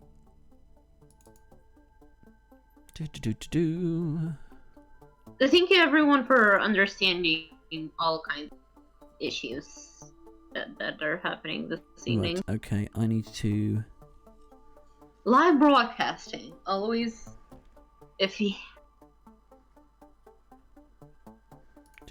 So now we have 11 people. We had 14 and Samster needs to go, so we probably should have 13.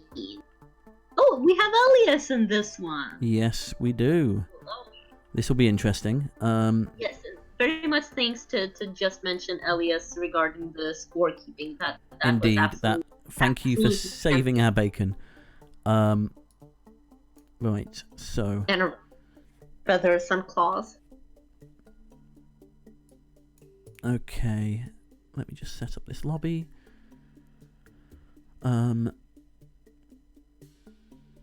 I believe... Oh no, we do have... Daz. Who else hasn't joined who was in the first place? Lupine, I'm not seeing yet. Connor. Okay. Ryan, but it seems he left. He's there. Force is there. Work count is not there, but he. There we go, Lupine. Thank you. Lord Mathieu there. Farnham, of course, as I left earlier. Yeah. So score counts around and others that I mentioned and I forgot now, but yeah. So please join.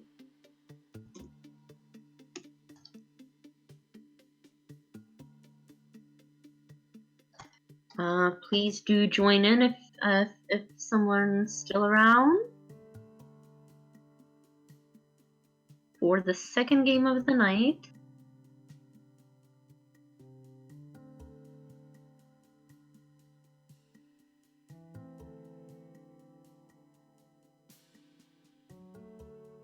Oh, there we go. We have score count. I suppose that's everyone in who should be in. Once again, going through the things. I think so. We have a couple new players as well, Puzzle Dan and Elias. So I know Puzzle Dan was just out of time to join the first one, similar to Elias. So happy you get to participate in at least the second board, which means you still might get something really good for the night overall. And yes, we keep hinting at special things, so it just, yeah. Let's just say you're not just getting the usual Ash Wipeout stream. Yeah. I'm currently trying to figure out which boards we haven't played yet, which is really stumping me. Should I DM you though? Can you DM me the IDs of the boards you have? Let me just second go with the. So these two are yours. And Oh, mine. I found it. Found it, lovely. I believe that's the last one.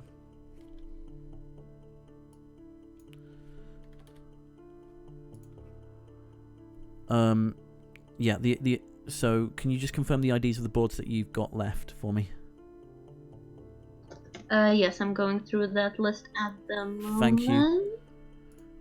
Then this happened, this happened, that one, and then we need one more, which is this one. There we go. All 5. Okay. Because your ID should be known to you. Yep. I've got these. There we go. That's saved. Close all this down. So 13 players in so far. Good luck to those 13. As unlucky that number supposedly is.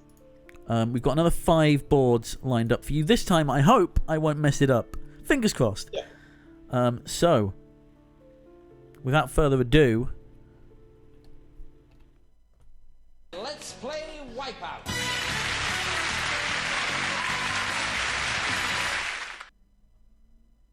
okay, here goes. First subject of our second round is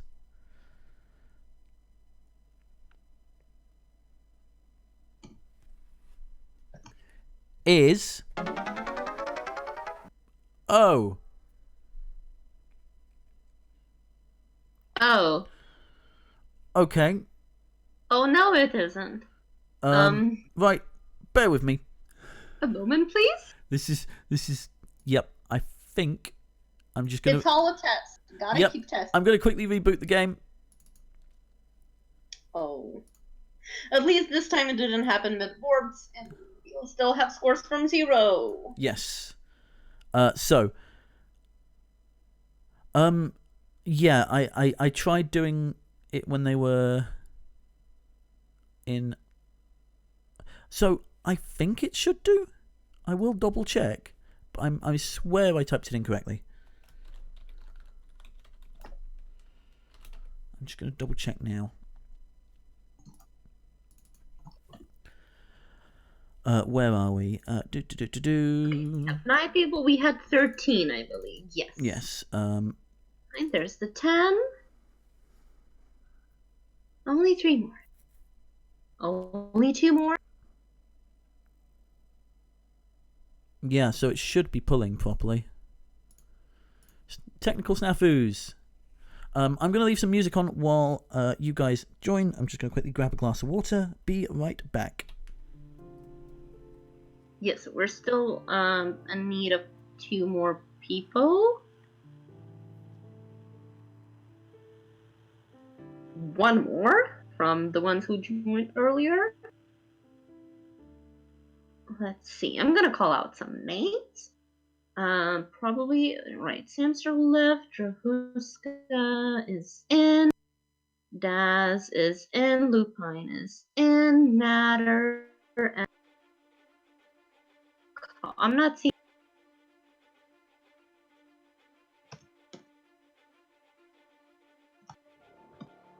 see. Connor, let's ping them because I can be annoying like that sometimes. Falcat is in. Lion TK43 is in. Ryan seems to have gone. Cetra is in. Dupless Force is in. Score count. Lord Mathieu. And Farnham Rev. So only Connor, if he is still around. Okay, I am back. And I'm not seeing Connor in chat list. Okay. Did we lose Connor? We might have done. It is getting late over here in the UK, I'm afraid. Yeah. Really sorry for the late start and the constant technical snafus, but it's Let's live, so something's gonna happen, unfortunately.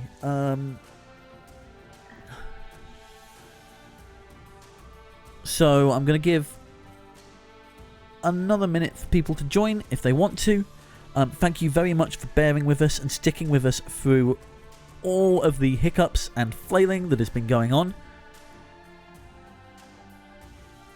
We do have a surprise in store a little bit later.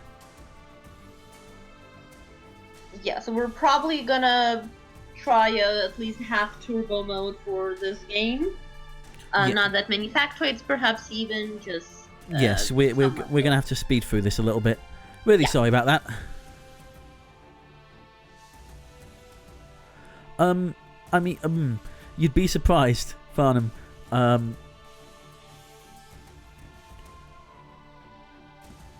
Okay, Connor is away on Discord and does not reply from being pinged here, and he's not in the chat here. So I suppose we can start with this board with 12 people. Yep. Okay. Let's do that. Let's get underway. Really sorry if you happen to come back, Connor, but we have waited for a couple of minutes now. Okay. Let's play Wipeout.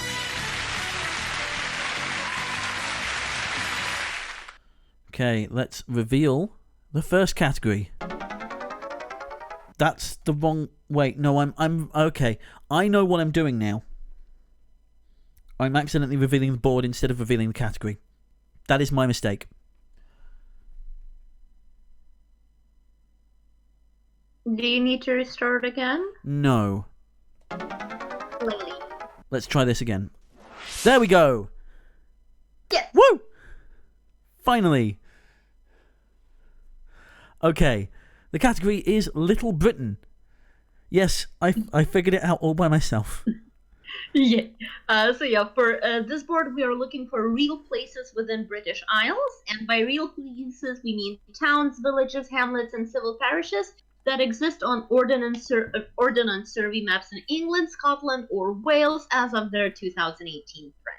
Okay, so here are your 16 potential places. And here is your 60 seconds to put in your bids. Good luck. 11 of these are real British places. To be honest, even people in Britain don't probably have... it's a bit of a potluck one on this one, I guess.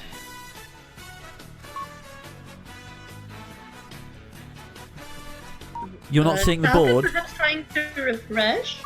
I do see it on screen. Okay. Right, well, we're halfway through time now, and there is a bit of 5 from score count. 4 from Lord Matt G. Drahuska going up to 5. This might need more than one bidding phase. This is why I put it first. It's a bit of a potluck board, but it's a bit of a fun one to get things going, especially after the technical snafus we've had. Elias and Drahuska with 6 apiece. Drahuska bumping their bid to 7. Elias, do I hear 7? Okay, that's time. Cetra and Dazarino playing it safe with just 1 bid. 16 answers were picked from the board, so, well, all 5 wipeouts are going to be up there somewhere. And Drahuska with the biggest bid of 7 right there, closely followed by Nata and Elias on 6. First round, anything could happen. Let's take a look at our first answer. Littlemore. Is Littlemore a real place in Great Britain? Yes, it is a small parish just outside Oxford. There we go. Our second answer of the night. Little town. Little town. Yes, it is a hamlet in the Lake District. Okay.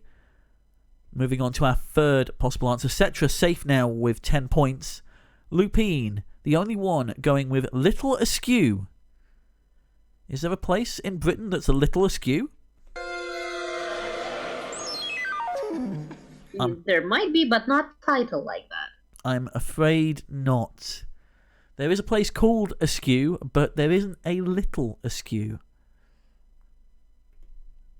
So, Lupine wiping out there.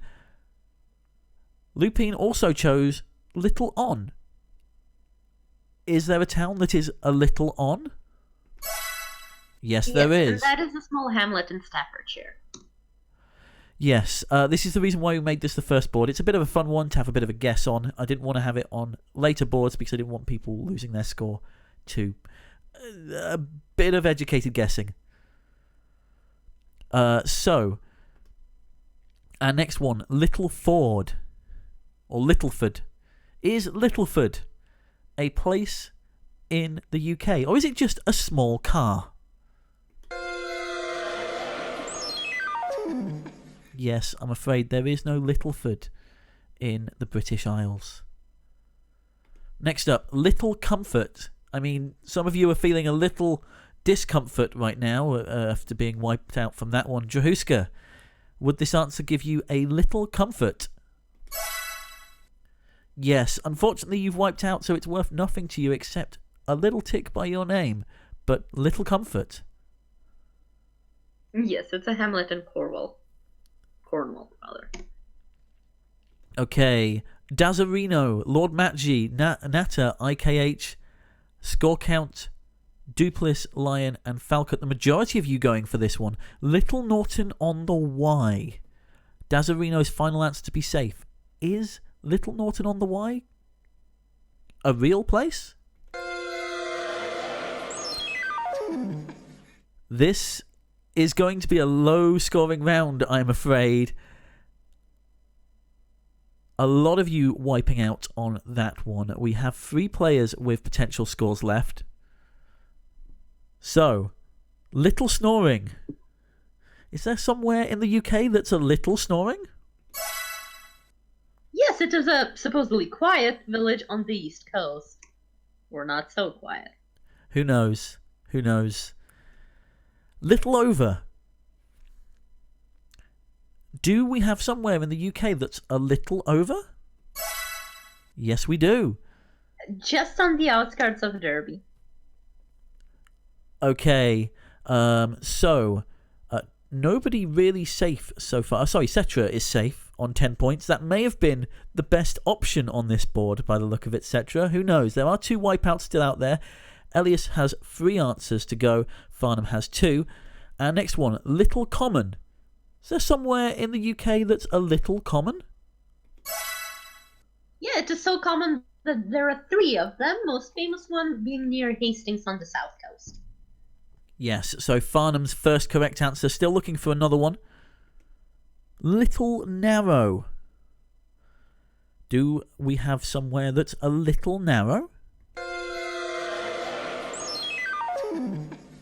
I'm afraid not. I mean, there are slim towns, but there's nowhere called Little Narrow. So, only 2 people with points in this round. Cetra may have made the best play here. It all depends on whether Elias gets 3 correct answers out of 3. There is 1 wipeout still out there out of these 5. Little Sleeping is the next one. Is there somewhere that's a little sleeping? Yes, and it is a village in Lincolnshire. So there we go. Elias looking for 2 more correct answers. Littleworth. Is there somewhere that's called Littleworth? Yes, there is. Yes, 9 Littleworths in total all over the UK. So we have 2 correct answers and 1 wrong answer. Elias needs to get both of these. Otherwise, Cetra takes the top spot with 10 points. Little Chigwell. Is Little Chigwell a place in the UK? I'm afraid not. Little Chigwell is purely in my imagination. So this means our final 2 answers are correct. Little Ferry? Small village on the shore of Loch Fleet. And Little Heck? My favorite answer on the board, and a small hamlet to the east of Wick.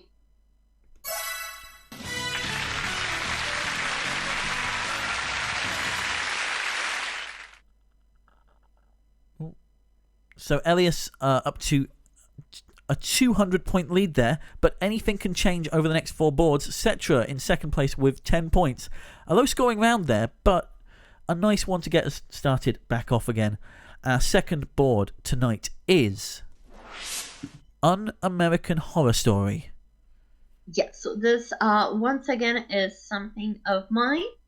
And if you're a horror movie fan, if you're a horror film fan, you probably know that Americans do quite a lot of Asian horror movie remakes.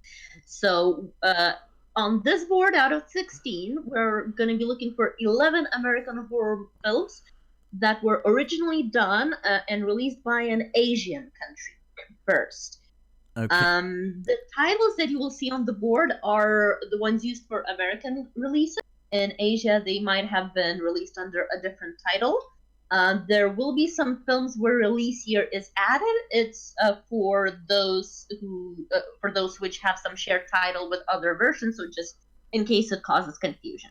Okay, so we are looking for the 11 films that are American remakes of Asian original horror stories. Here's your 16 possible answers. And your 60 seconds start now.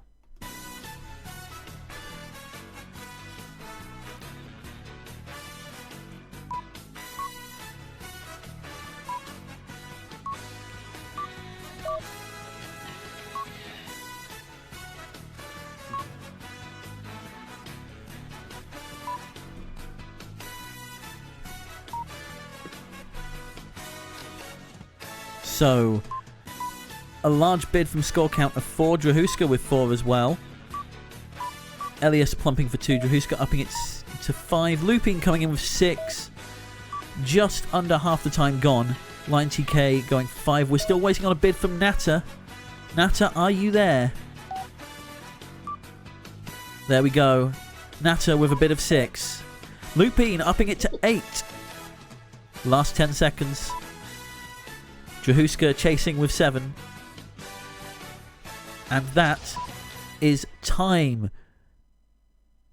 Drahuska upping it to 8 on the last possible moment there. 15 have been picked, so we are going to be clearing this board on this round. So, let's take a look. Which of these were not originally American horror films? Shutter. Is Shutter originally from Asia? Yes, it is. From Thailand. Okay. Drahuska and Lupin both bidding 8, both getting that correct. And moving up into 3rd and 4th place respectively. Mirrors. Did an Asian country originally make the film that was later made into Mirrors? Yes, it was South Korea, and the original title was Into the Mirror. Okay, so Dazarino is safe on 10 points now. So, and next option, 13 Sins. 13 Sins. Lupin, Natta, Lord Matji, and Score Count going for this one. 13 Sins? Yes, the original was a Thai horror comedy titled 13 Beloved or 13 Game of Death. Okay. So, Dazarino, the only one safe so far. 8 correct answers still remaining on the board. Is Pulse, the 2006 version, one of them? Yes, it was a Japanese movie called Cairo. Okay. And next one, The Grudge. Elias, Lupine, Drahuska, Falcott, and Lion TK all going for The Grudge. Yep, franchises by both countries, original from Japan, and a reboot is planned to be released in 2020, the American version. Okay, 6 correct answers remaining on the board. No wipeouts revealed so far, but 15 have been chosen, so we're looking for at least 4 out there. Is The Uninvited, the 2009 version, a wipeout? Yes, and that's a South Korean film called A Tale of Two Sisters. And I suppose if it was under that title, more people would know it. It's amazing. If you're a fan of that kind of genre, please do watch it. English subtitles are easily available. It's absolutely amazing. Okay, so Elias plumping for that one and extending their lead. One missed call. Yes, original by Japan, a series of movies. There were even TV series in Japan as well. Natter and Lion plumping for that one and being correct. Both have 3 left to answer for. The Eye, 2008. Is The Eye a correct answer? American version starring Jessica Alba, original done by Hong Kong and Singapore. Yes, and with 3 correct answers left on the board, it means, unfortunately, Drahuska, at least 2 of yours are incorrect. We'll find out which ones those are shortly. Let's move on to The Conjuring.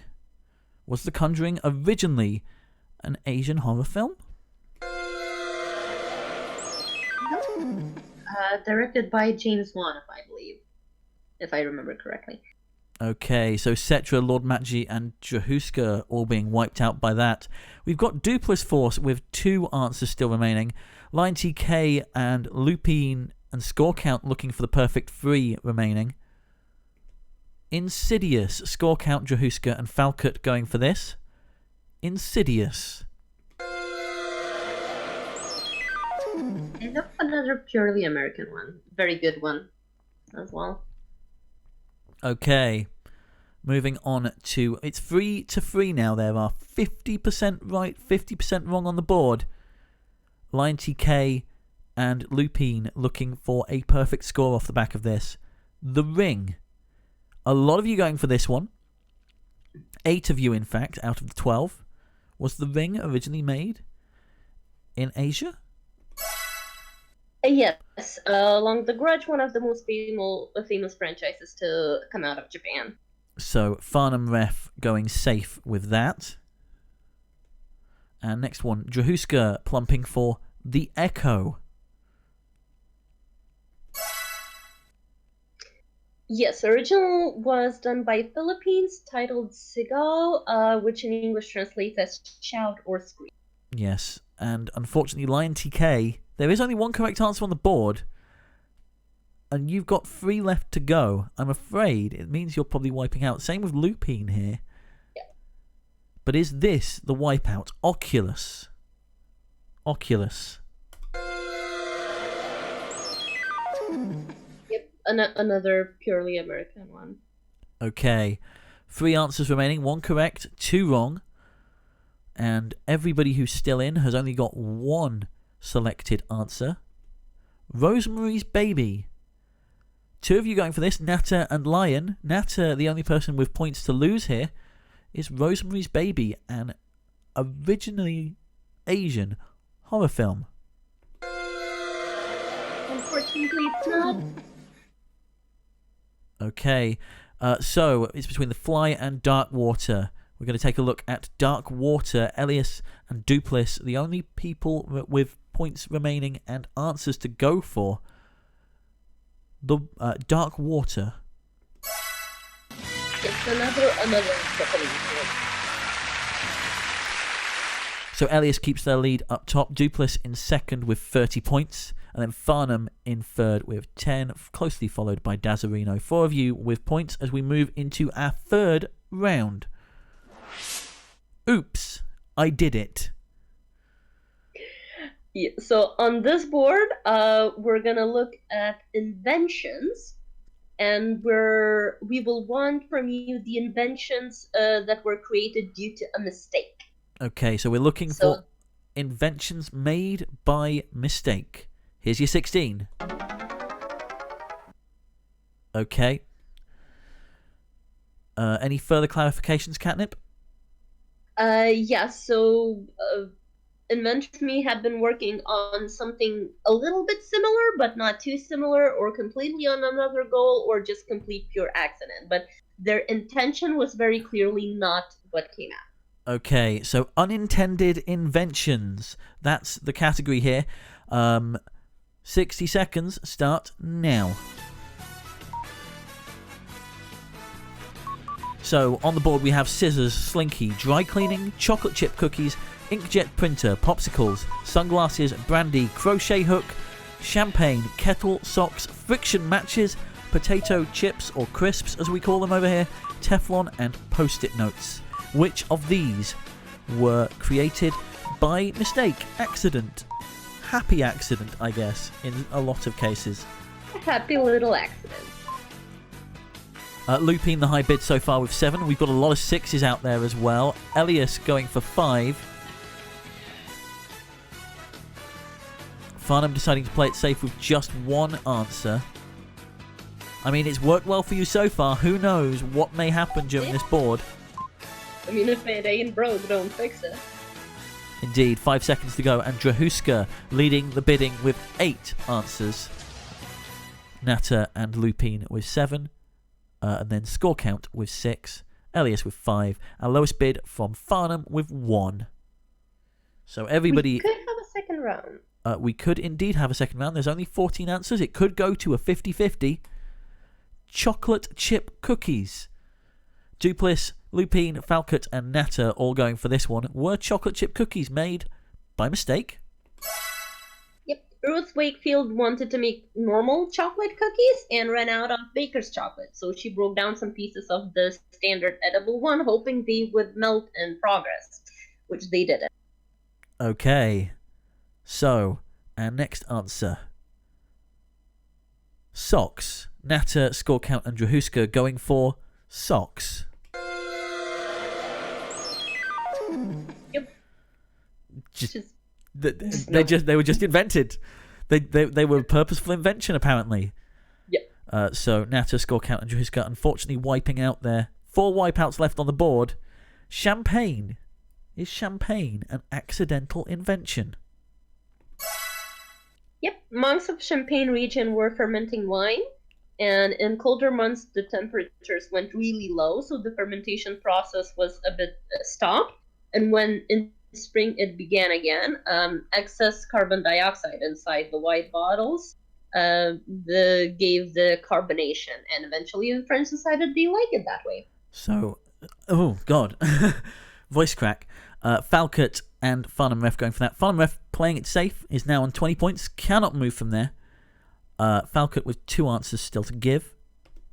Brandy, Natter, thinking that brandy was made by mistake. Was it, or was it completely intentional?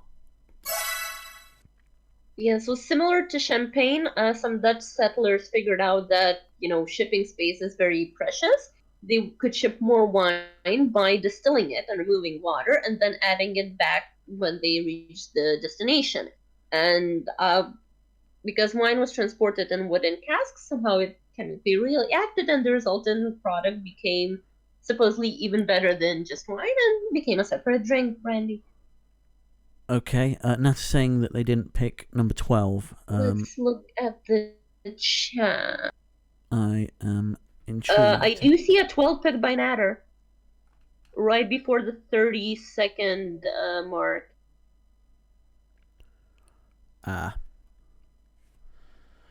Unfortunately, I'm not Natter. sure if I should reveal all of those, but I do see number 12 picked by Natter. Oh, you did, but okay. Right, anyway, next answer. Oh, yeesh, that There bites was Natter. 2 already in there. Yeah.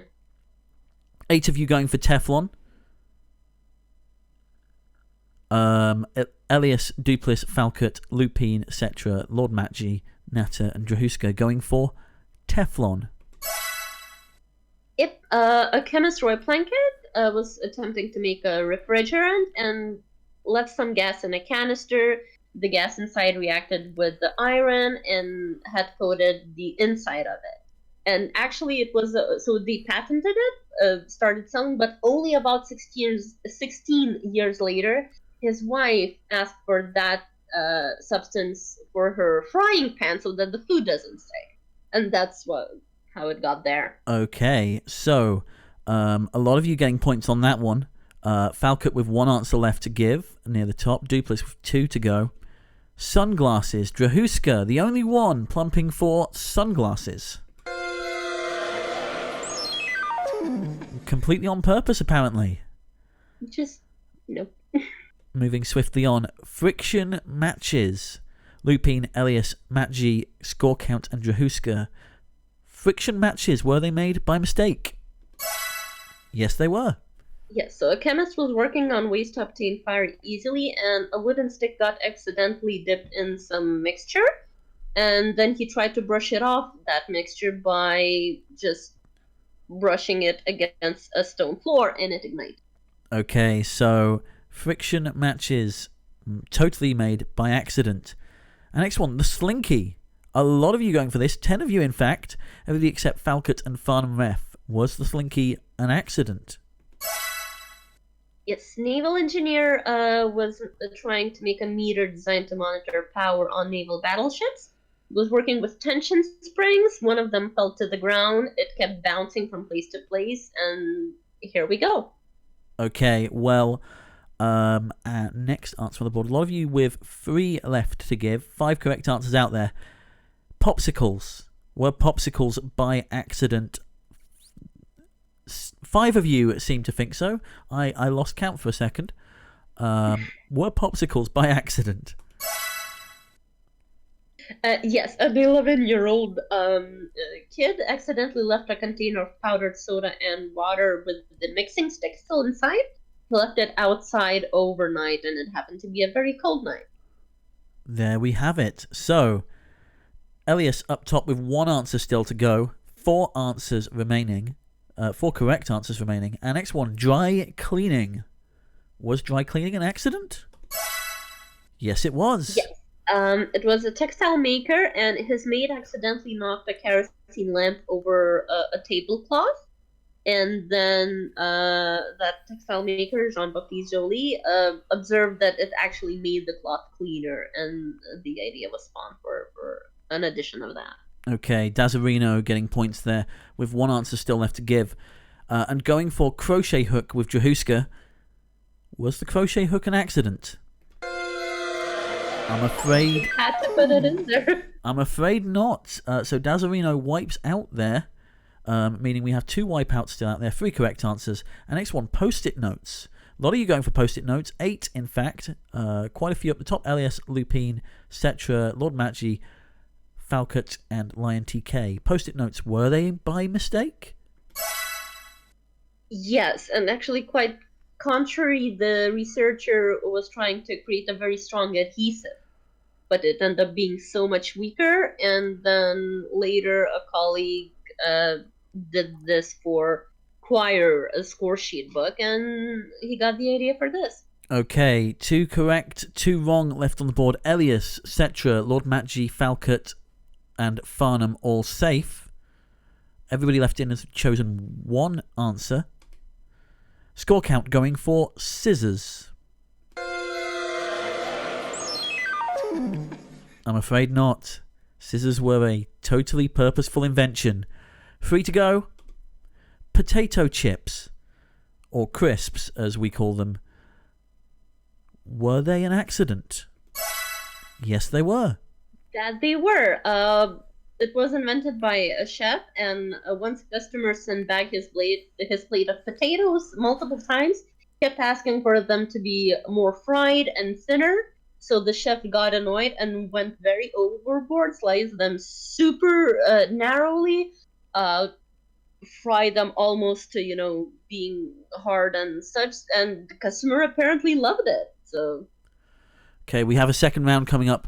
Your options are inkjet printer or kettle. One of these was made by accident. 60 seconds on the clock for you to decide. Good luck. This is worth 110 points.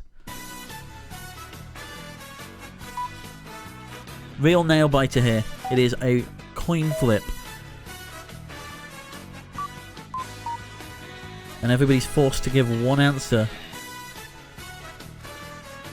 So we could see an entire change of board here.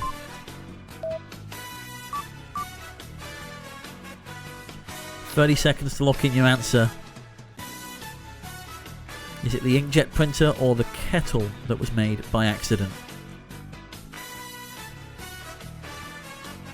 Farnham and Score Count, we're waiting on your decision. Okay, Farnham's locked in. Just Score Count to go.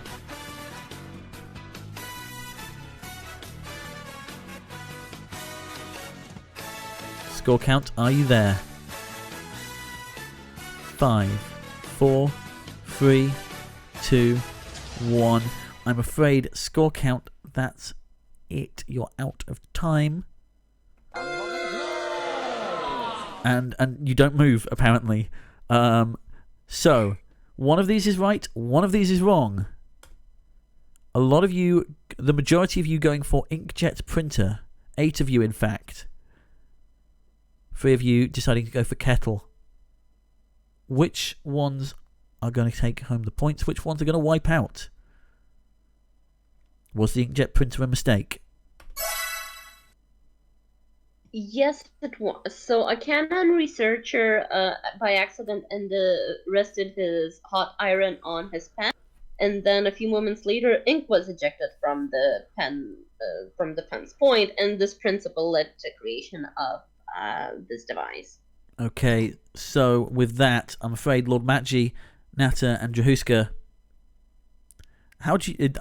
I mean, the kettle was on purpose. I'd be interested to see how you accidentally a kettle.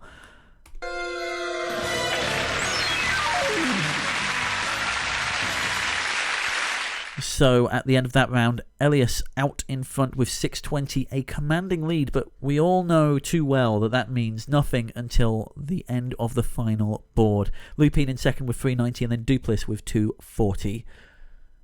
Our fourth board of the second game is the Blue Ninja Turtle.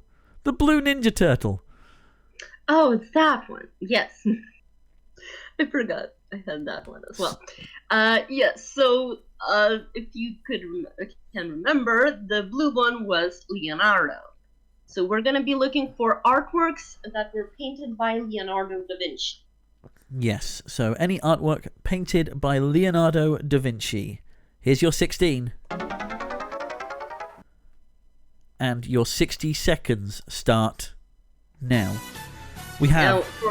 Now, quickly, there can be other artists having done the same title. What matters is that Leonardo did as well.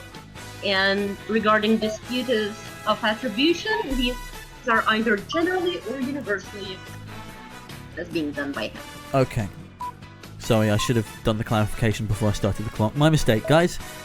So we have The Last Supper, Head of a Woman, Portrait of a Musician, Birth of Venus, Sal Delasse, The Night Watch, Lady with Fox Collar, Madonna of the Carnation, St. John the Baptist, Adoration of the Magi, Creation of Adam, Mona Lisa, David of Bethlehem, Lady with an Ermine, La Belle Ferronnière, and The Annunciation.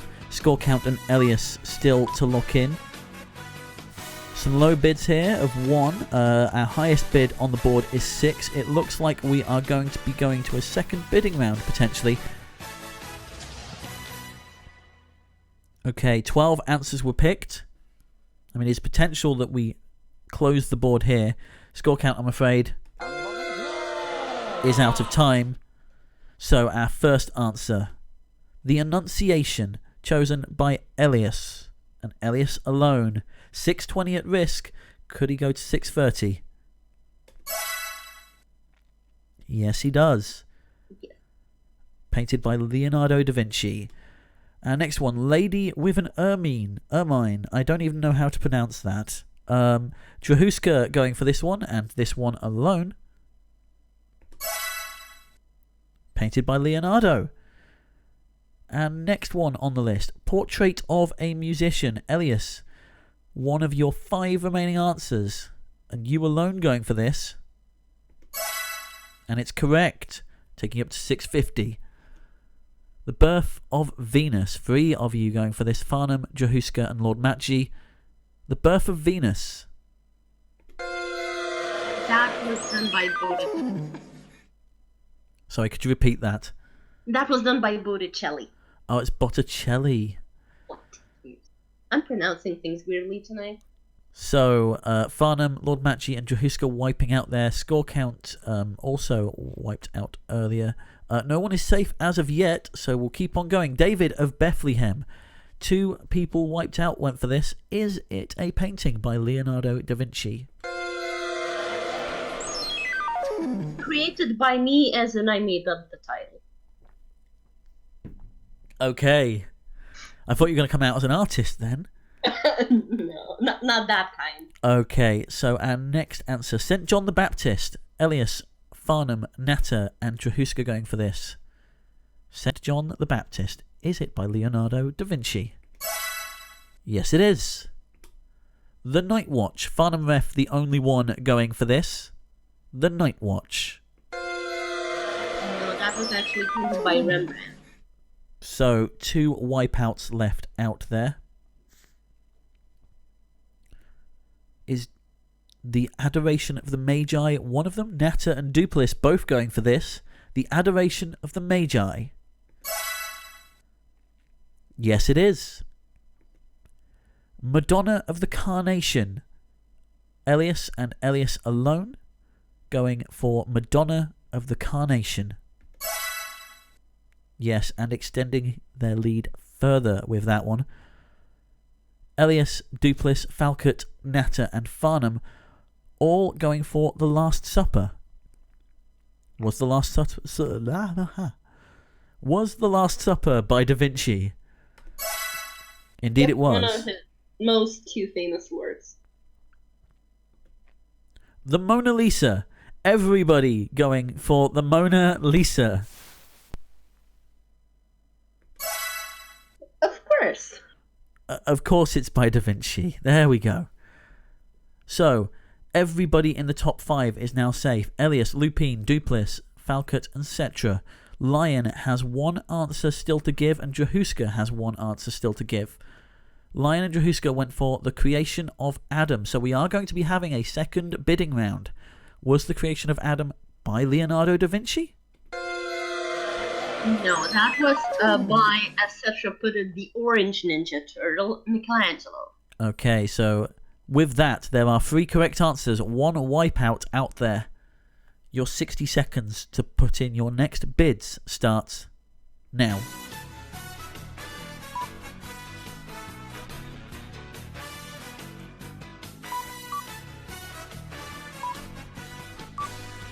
Jahuska and Lord Matji going for the full 3 here. Farnham playing it safe and going for 1. Daz going for the full 3, same with Natter. Dupulis going for 1. Lion upping it to 2. We have Salah Delas, Head of a Woman, Lady with a Fox Collar and the Belle Ferronniere. Elias playing it safe with just 1, same for Lupine and Falcott and Cetra. This is worth 90 points. There are up to 300 points on offer.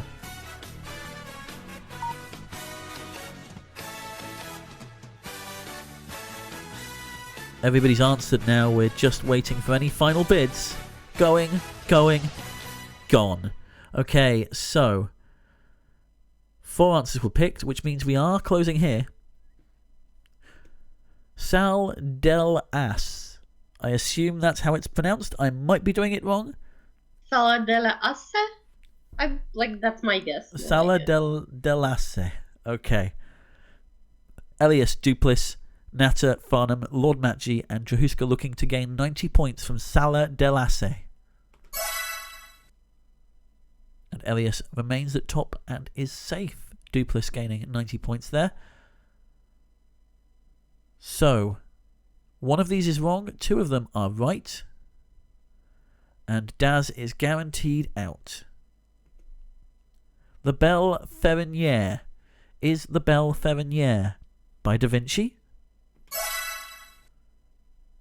So we're down to our final two. The lady with a fox collar and the head of a woman. Dazzarino is guaranteed to drop, as is Lion TK, I'm afraid, all the way to 0. So it's 50-50 for the rest of you. The lady with a fox collar. 4 of you going for it. Lupine, Netta. We know Daz and Lion went for it. Was it by Da Vinci?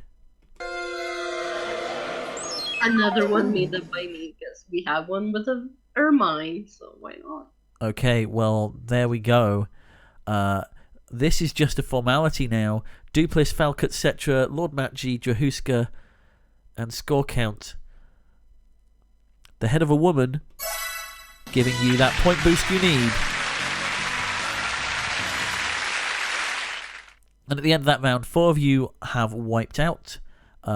Right at the top, Elias with 920, Duplis gaining on them. We're only 320 points behind. Then another almost 300 point drop to Falcott.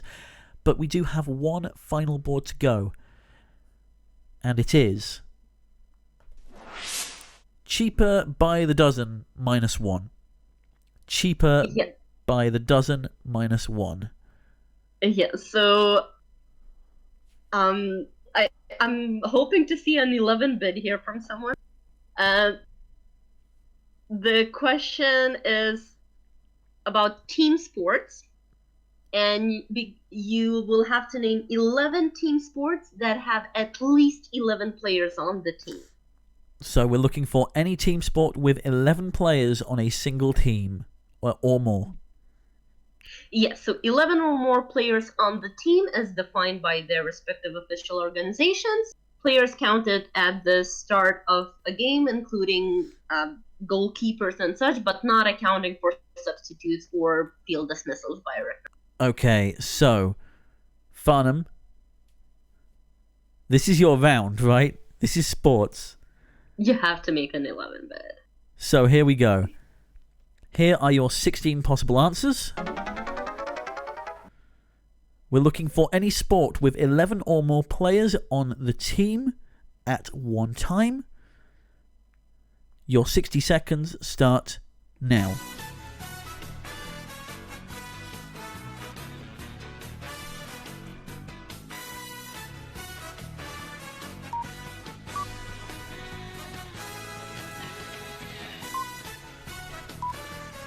So a lot of early low bids here, possibly just securing at least one answer. Falcott going for 5 here.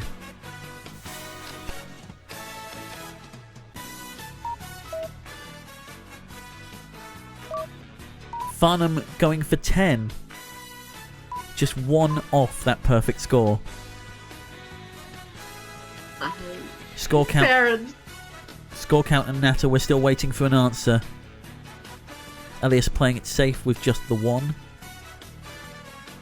Cetra also playing a fairly safe game with 2.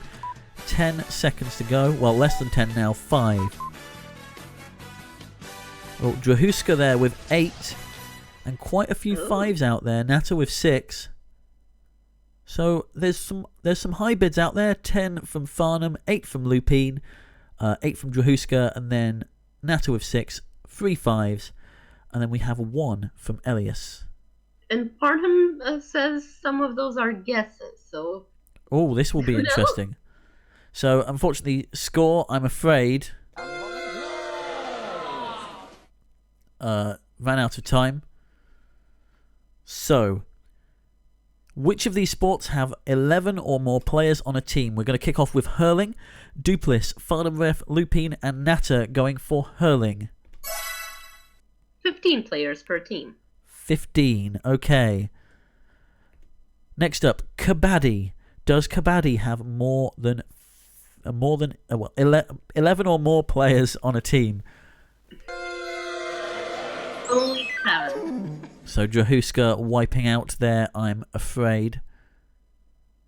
Next up, baseball. Cetra, Daz, and Lion TK going for baseball. I say only, but 9, which is still a lot. 9 per team, not more than 11 last time I checked my maths. I'm British. Yes. Damn it. There we go. Right. So, 5 wipeouts so far. 10 correct answers still out there, so Farnham still has a chance. And next one, Rugby Union. Rugby Union, does it have 11 or more players? Yes, it has. And 15? No, wait, not. Yes, it has 15. Just there we go. Lose it in the last. Okay. So, Duplis, Falcott, Farnham, Lupine, and Netta all gaining points from that one. Cricket. Does cricket have 11 or more players on a team? It has exactly 11. Exactly 11. There we go. Lord Matchy and Lupine getting it right there. Field hockey. Field hockey. Matchy, Farnham Ref, and Netta going for field hockey. Also 11 players on a team. Farnham needs a perfect record from here on in. American football. 10 of you going for this. The only one not going for it is Dazarino. American football. Another 11. And Elias is safe with that answer on 930 points. So, next up, Rugby League. Rugby League. Is Rugby League the a team sport with more than with 11 or more players? Yes, it has 13. There we go. Duplis, Matchy, Falcott, Farnham, and Lupine getting that correct.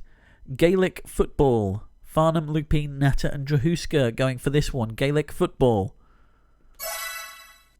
15. Okay. Farnham looking very close to that full score. Duplis, Falcott, Farnham, Lupine, Cetra, Daz, Lion TK, and Drahuska going for association football. It is indeed correct. It is also known as soccer, or, for us European folks, simply football. Okay. So, next. So, Duplis is safe on 750 now. Cetra, unfortunately, wiped out. So, even though they're safe on 0. And next one, women's lacrosse. Bear in mind that if this is correct, we know Farnham has wiped out. Women's lacrosse. Daz chose this one. It's correct. Farnham. Sorry, Farnham, but it's 12. Okay, our next one, volleyball. Nata choosing volleyball. Only 6. Only 6 aside. Next up, Australian football. Aussie rules. Are there 11 or more players? It's the whole chunk of 18. 18 players on a team at a time.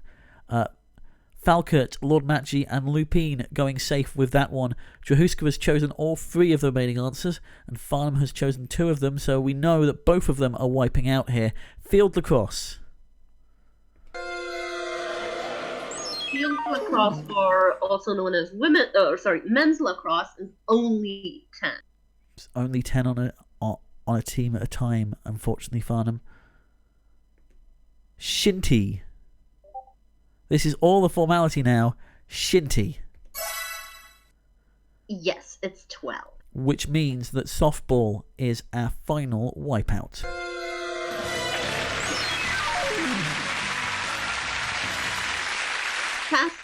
Softball fast pitch has 9 players, and there was, in theory, another answer of softball slow pitch, which has 10. So, with that, our final scores on the doors. Elias up top with an amazing 930 points, 25 correct answers, none wrong. Duplis doing pretty well out of it, 20 correct answers, 2 wipeouts, still getting 750. Falcott 480, then not far behind Lord Matchy on 450, and in 5th place, the Lupine one 360. Right. Yes, this is where it gets interesting, because it is 11 o'clock at night here. on one hand, I want to do this. On the other hand, I'm aware how late it is. So. Oh. Yeah. Let's poll the chat. Yes. There is something else we have planned. It mainly involves. In this case, then Drahuska, since Samster is gone. Yes, so we'd be. And Elias. Yes, so being the winners of 2 separate games. Yes, so Drahuska and Elias.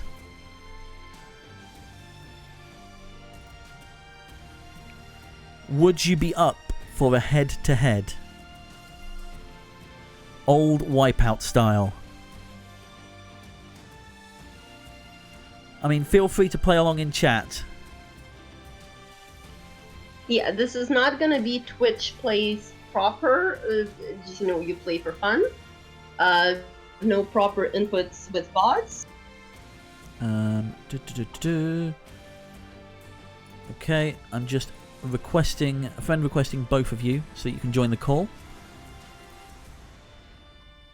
If you're happy to.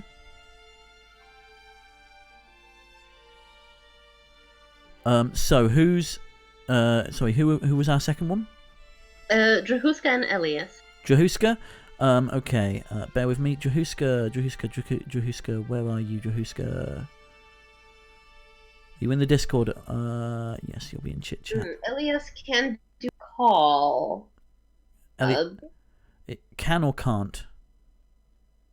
Cannot. Okay, right. So in which case, I mean, we can do it over Twitch chat. It's definitely doable. Or like over DMs. Indeed. So, I'm just gonna get. Oh yeah, head to head is easy. Like. Yeah, head to head we can do in DMs. In final round, not so much, but we'll. Yeah. And I suppose this reveals, yes, we do have the final, the solo final. We do have a final lined up as well, which I'm personally very excited about. Oh, the reason I accidentally closed my music player. It's one of those days tonight. It's one of those days. Where is now? Elias is suggesting to concede to his second place, which would be Dupless. Dupless, are you up for that? Because your head-to-head is doable. Final, not so much. Because with head-to-head, for those who don't know, there will be 2 boards, and player will basically bid in a type of auction on how many correct of those they can get. Dupless can't do voice either, so then it would go to Thalcott. If we're doing it like that. Harm is very much volunteering as tribute. Okay, right. It seems like I didn't plan this through that well. Yeah.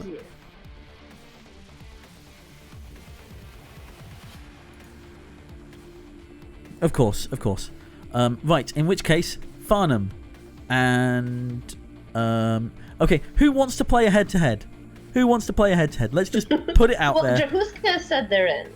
Drahuska said they're in. Okay, Drahuska, are you in? So I think we can log that for both, willingness and legitimacy. Okay, so Drahuska, if you're in Discord, send me a friend request that I can add you to the call.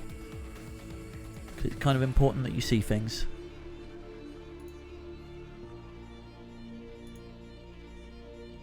Farnham is being very adamant. Dupless says giving... Oh, Thalcott is yielding to Farnham. Okay, where are we? Why can't I find you? Okay, I'm just gonna add you as a friend, Farnham. Please accept my friend request. Yeah, Drahuska. Is Drahuska Drahomira? That might be it. That would explain it. I unsure. Drahuska. Let me see. Activity friends. Yes.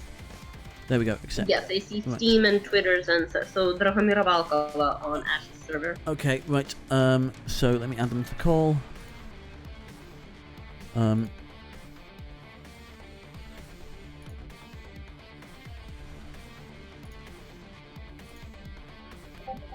You guys might want to mute stream as well because the audio will be coming through on Discord. Hello. Hopefully. Hello. Hello. Hello, and so we have Drahuska and Farnham. Welcome. Thank you. Thank you. Let me just get this up and running. Where are we? There.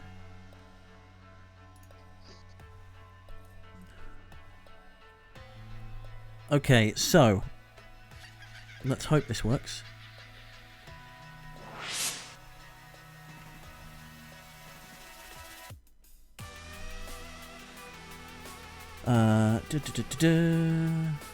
Yeah, it's technically a bit different setup because we cannot just pull these from directives. Yeah, so I'm going to quickly do a window capture of.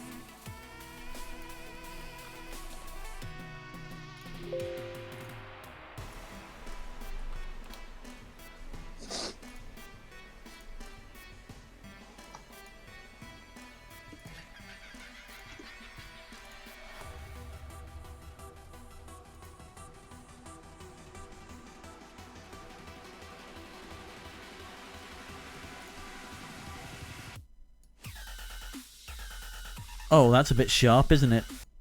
A little bit. There we go. Jaggedy.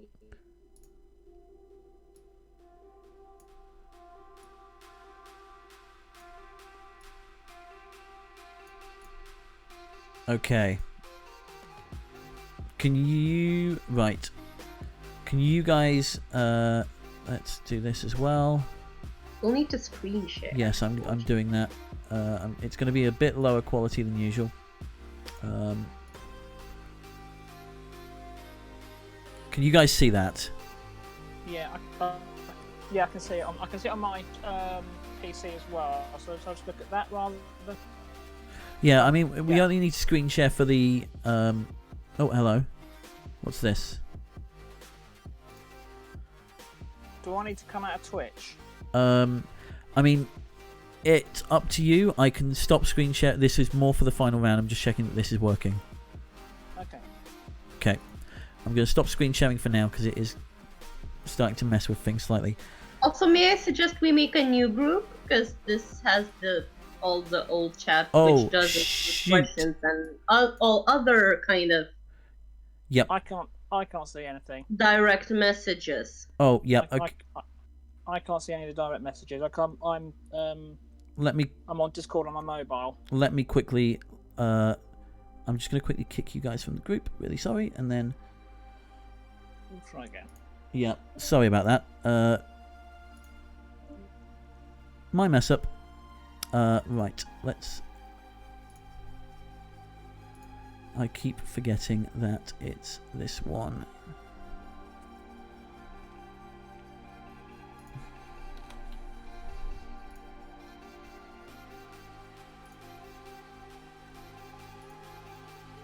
Okay.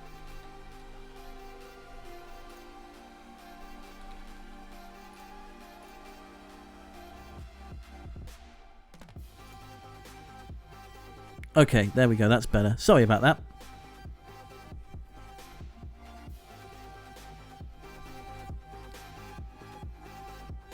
Give me a shout when you're there. Yeah, I'm in. Okay. Oh, I can't quite hear you. I'm going to boost you to a bit. And pause the music a sec. Right, okay. So, this is how the head-to-head works. You're going to get a category.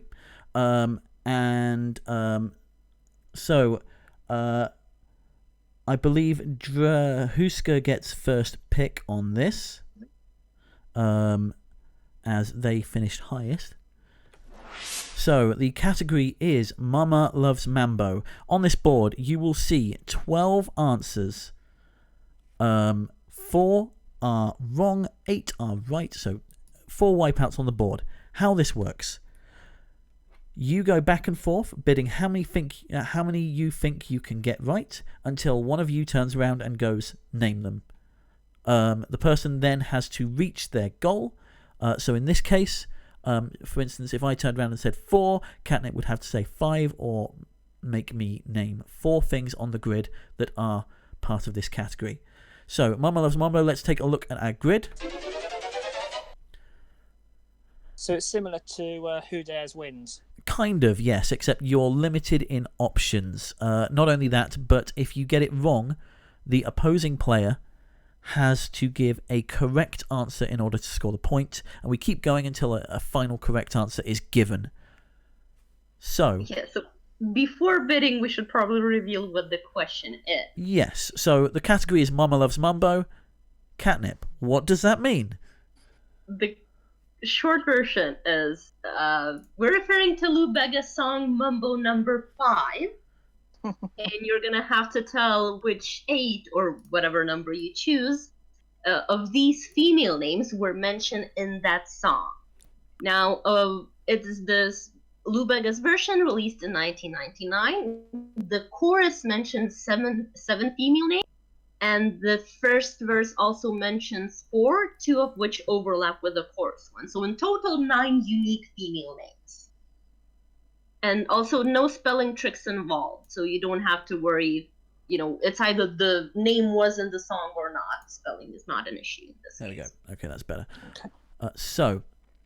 We're going to start with Drahuska. Drahuska, how many do you think you can name?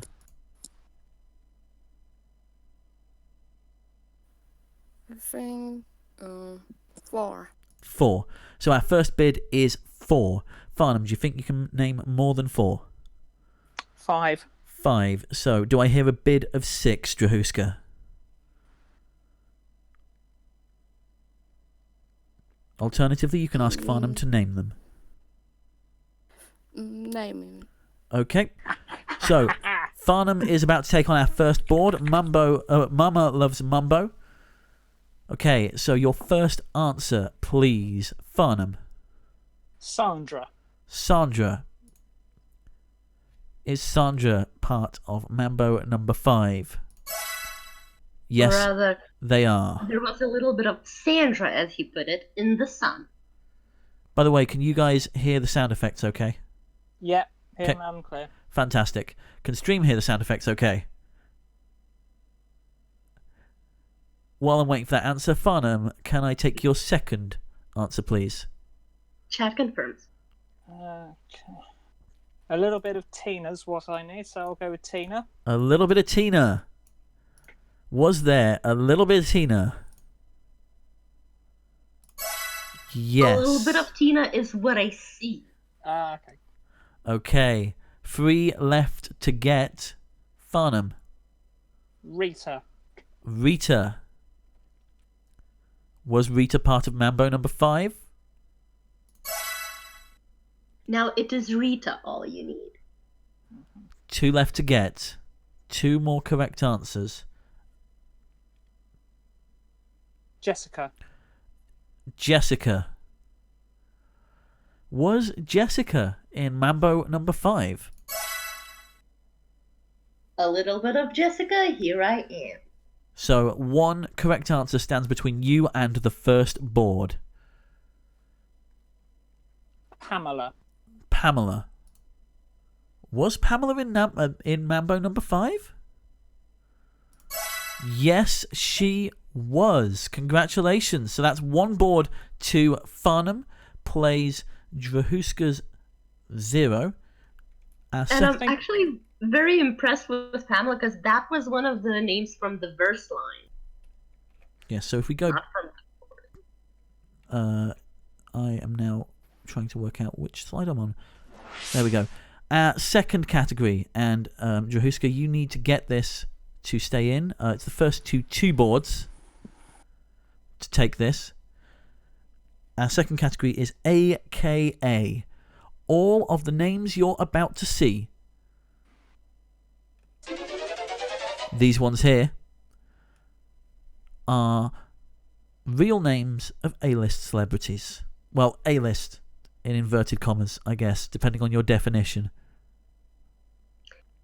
Yeah, so all these celebrities use different names on stage or in their, celebrity professional activities. And the other four do not. Yes. Well, so to confirm, these are the real names, birth names, names that celebrities held at some point. 8 of them are, 4 of them are not. We're looking for the real ones, obviously. So, we started the bidding with Drahuska last round, so we start with Farnham Ref this round. Farnham, what's your bid? Opening bid of 4. 4. Do I hear 5?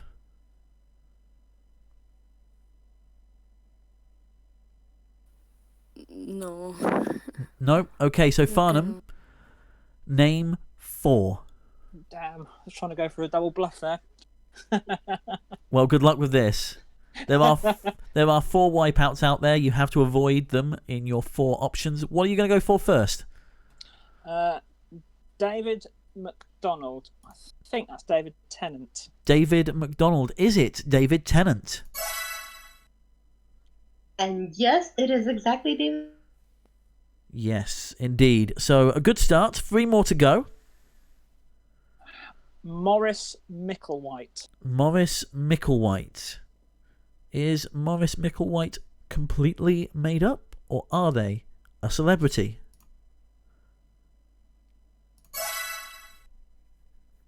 Yes, now who do you think that might be?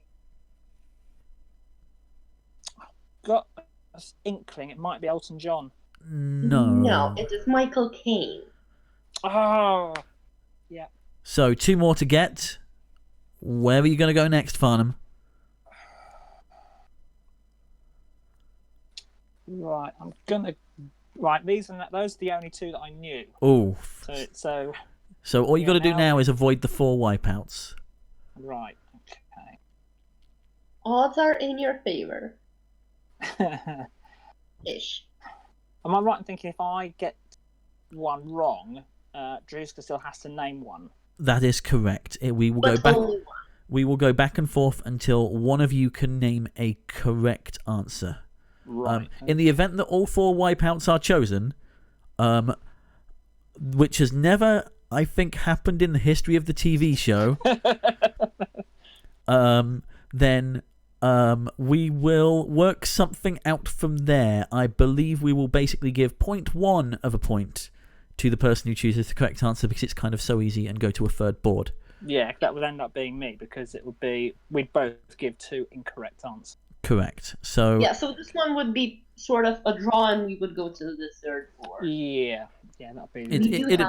it'd be a semi-draw. So anyway. Yeah, tie break. Okay. Right, again, this is a guest. Ella Yellick O'Connor. Ella Yellick O'Connor. It's an interesting name. Is it an A-list celebrity, though? Yes, it is. I think I might know who that is. Go on Give then. it a go? I think it might be Sinead O'Connor. No. No. No. As similar as it sounds, it's Lord. Yes, it's the New Zealand singing sensation Lord. So 1 more answer to give. There are still 4 you need to avoid on the board. There's several that are jumping out. I mean, it's a guest. Robert Wallace. Robert Wallace. Is Robert Wallace a real name of a celebrity? Who do you think it is?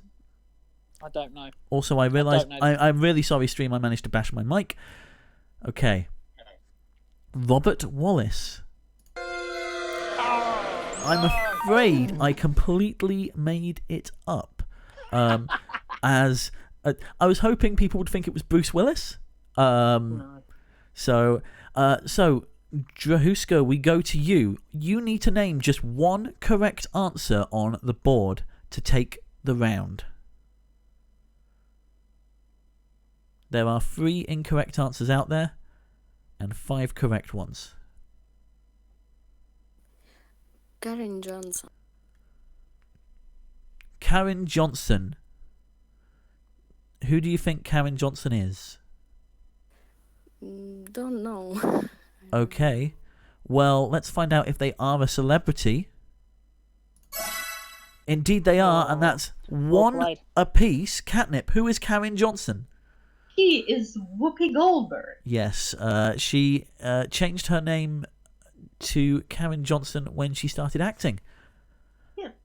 Okay. And, I suppose for curiosity, should I go through the rest of the real ones? Yeah, let's go through the rest of the correct ones. So, actually, let's go down the board. So, Darcy Cyrus. Darcy Cyrus Steve. is a wipeout. Miley Cyrus's real name is Destiny Cyrus. Aubrey Drackfield. Aubrey Drackfield is another wipeout.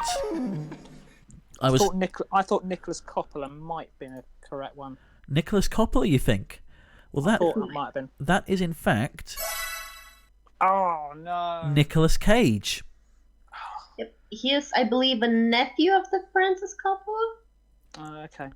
We then have Anika Mirage, which, when you say it like that, it's Nicki Minaj. Nicki Minaj's real name. Oh. And then Ilyana Mironov, also known as Helen Mirren. Helen Mirren.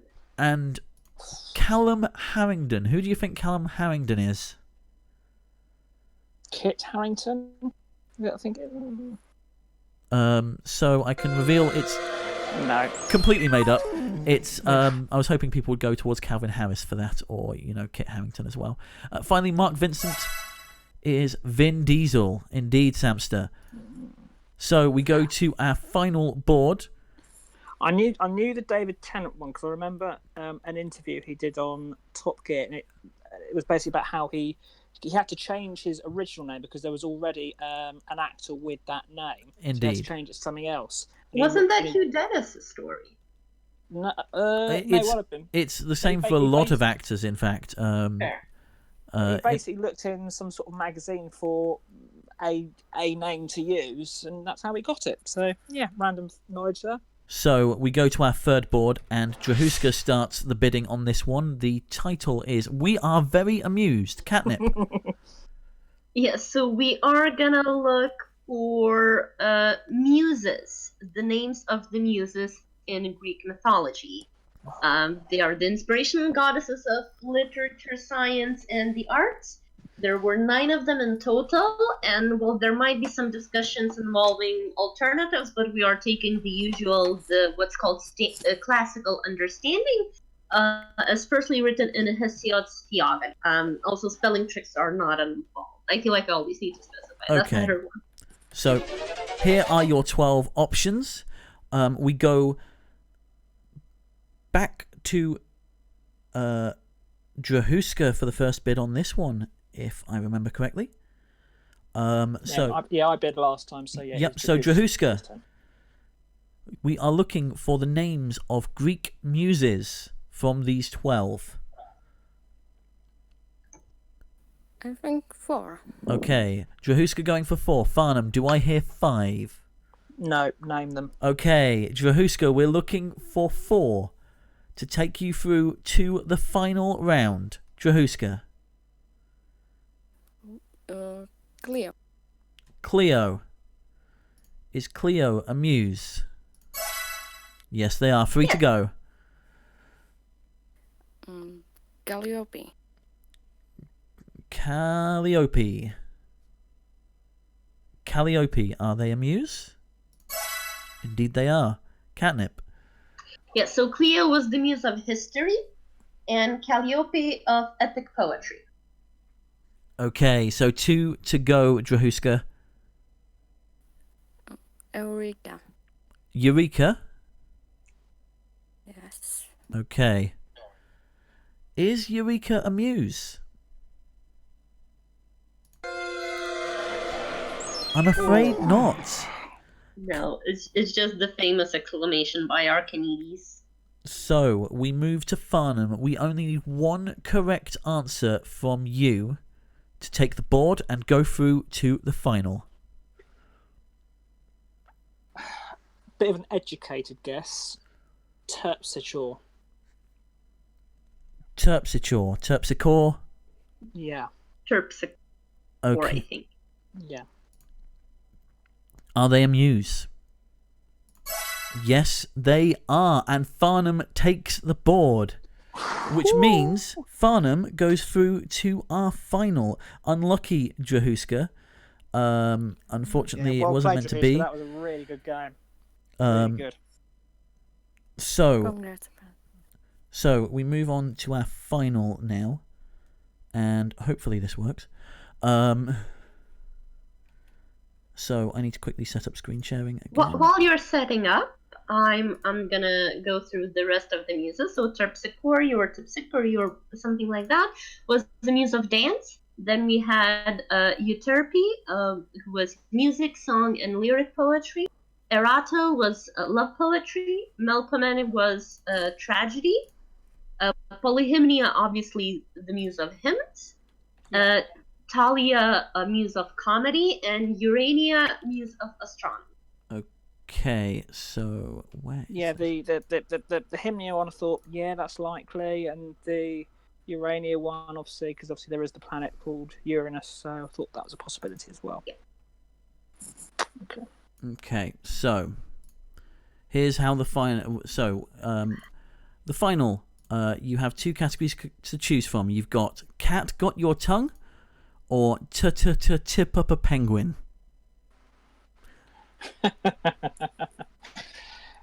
Oh. Those are your two choices. Before you make your choice, let me present to you tonight's Tip Star Prize, which is sandy beaches, surfing on open waves, taking short walks on the pier, and amazing sunsets. You too can wish you were here with this commemorative postcard, which I completely forgot to put into the PowerPoint. So that's what's on offer, that's what's at risk here. Yeah, I'm going to stick with my option here. I'm going to go for cat got your tongue. Okay, I feel very honored. Cat got your tongue. Here is your board. You have 12 answers on here. Can you see them, by the way? Yeah, I'm watching on Twitch, and I've got it on the shared thing as well. So okay. yeah, I can see it, no problem. It's easier if you watch it on the shared thing because Twitch has a rather large delay on this, and this is timed. Okay. So you have 60 seconds to get all 6 of the correct answers on this board. You can only lock in 6 answers at a time, and then you have to push the button. This is going to be done over voice, so you're going to tell me to select something and then deselect it, etc., etc.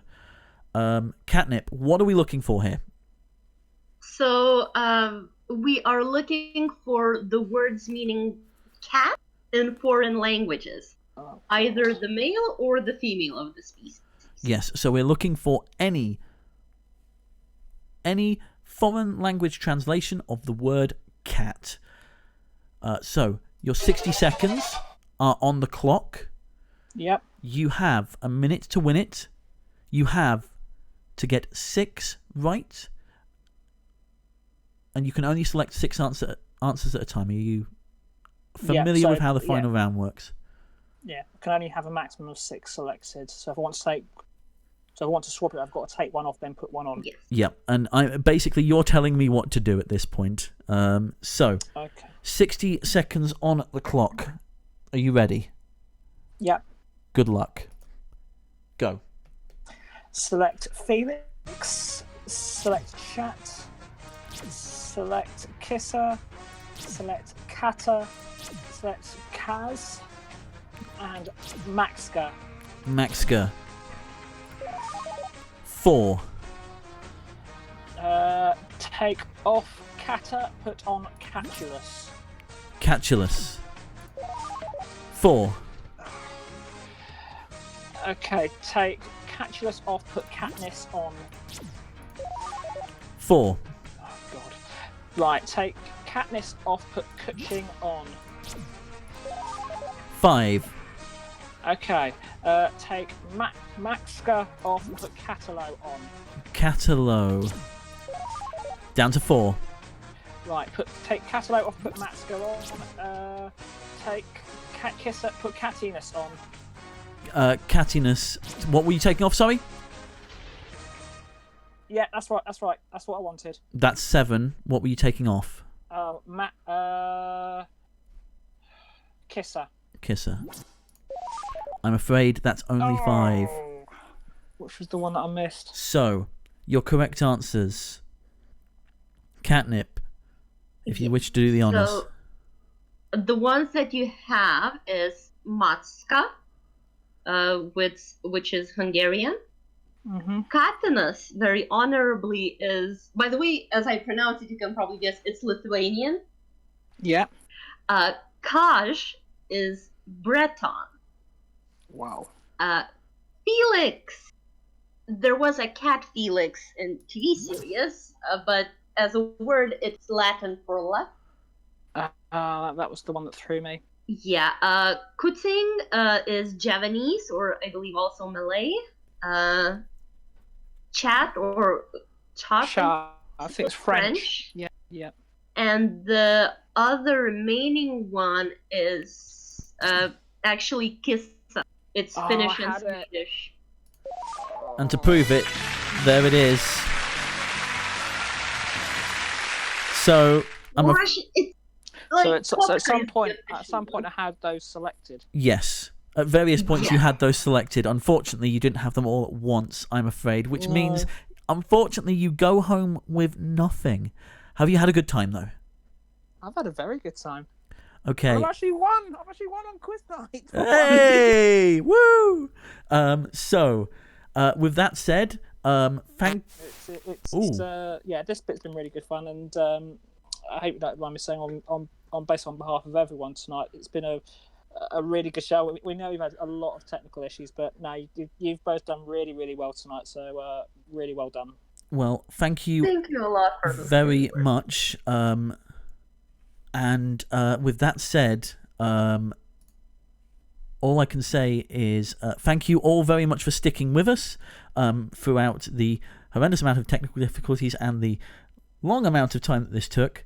And with that, I'm going to say good night to everybody. Thank you very much to my assistant Catnip for helping me out with all of the factoids and the boards. Thank you very much to Ash for giving me the opportunity to do this. And thank you all very much for watching and taking part. Sorry it didn't go entirely to plan, but them's the breaks. It's live. Something's going to happen. So, with that said, have a very, very good and possibly quiet night, especially if you live in little sleeping or little snoring. Yeah, thank you all for joining, and hopefully you had fun. See you around.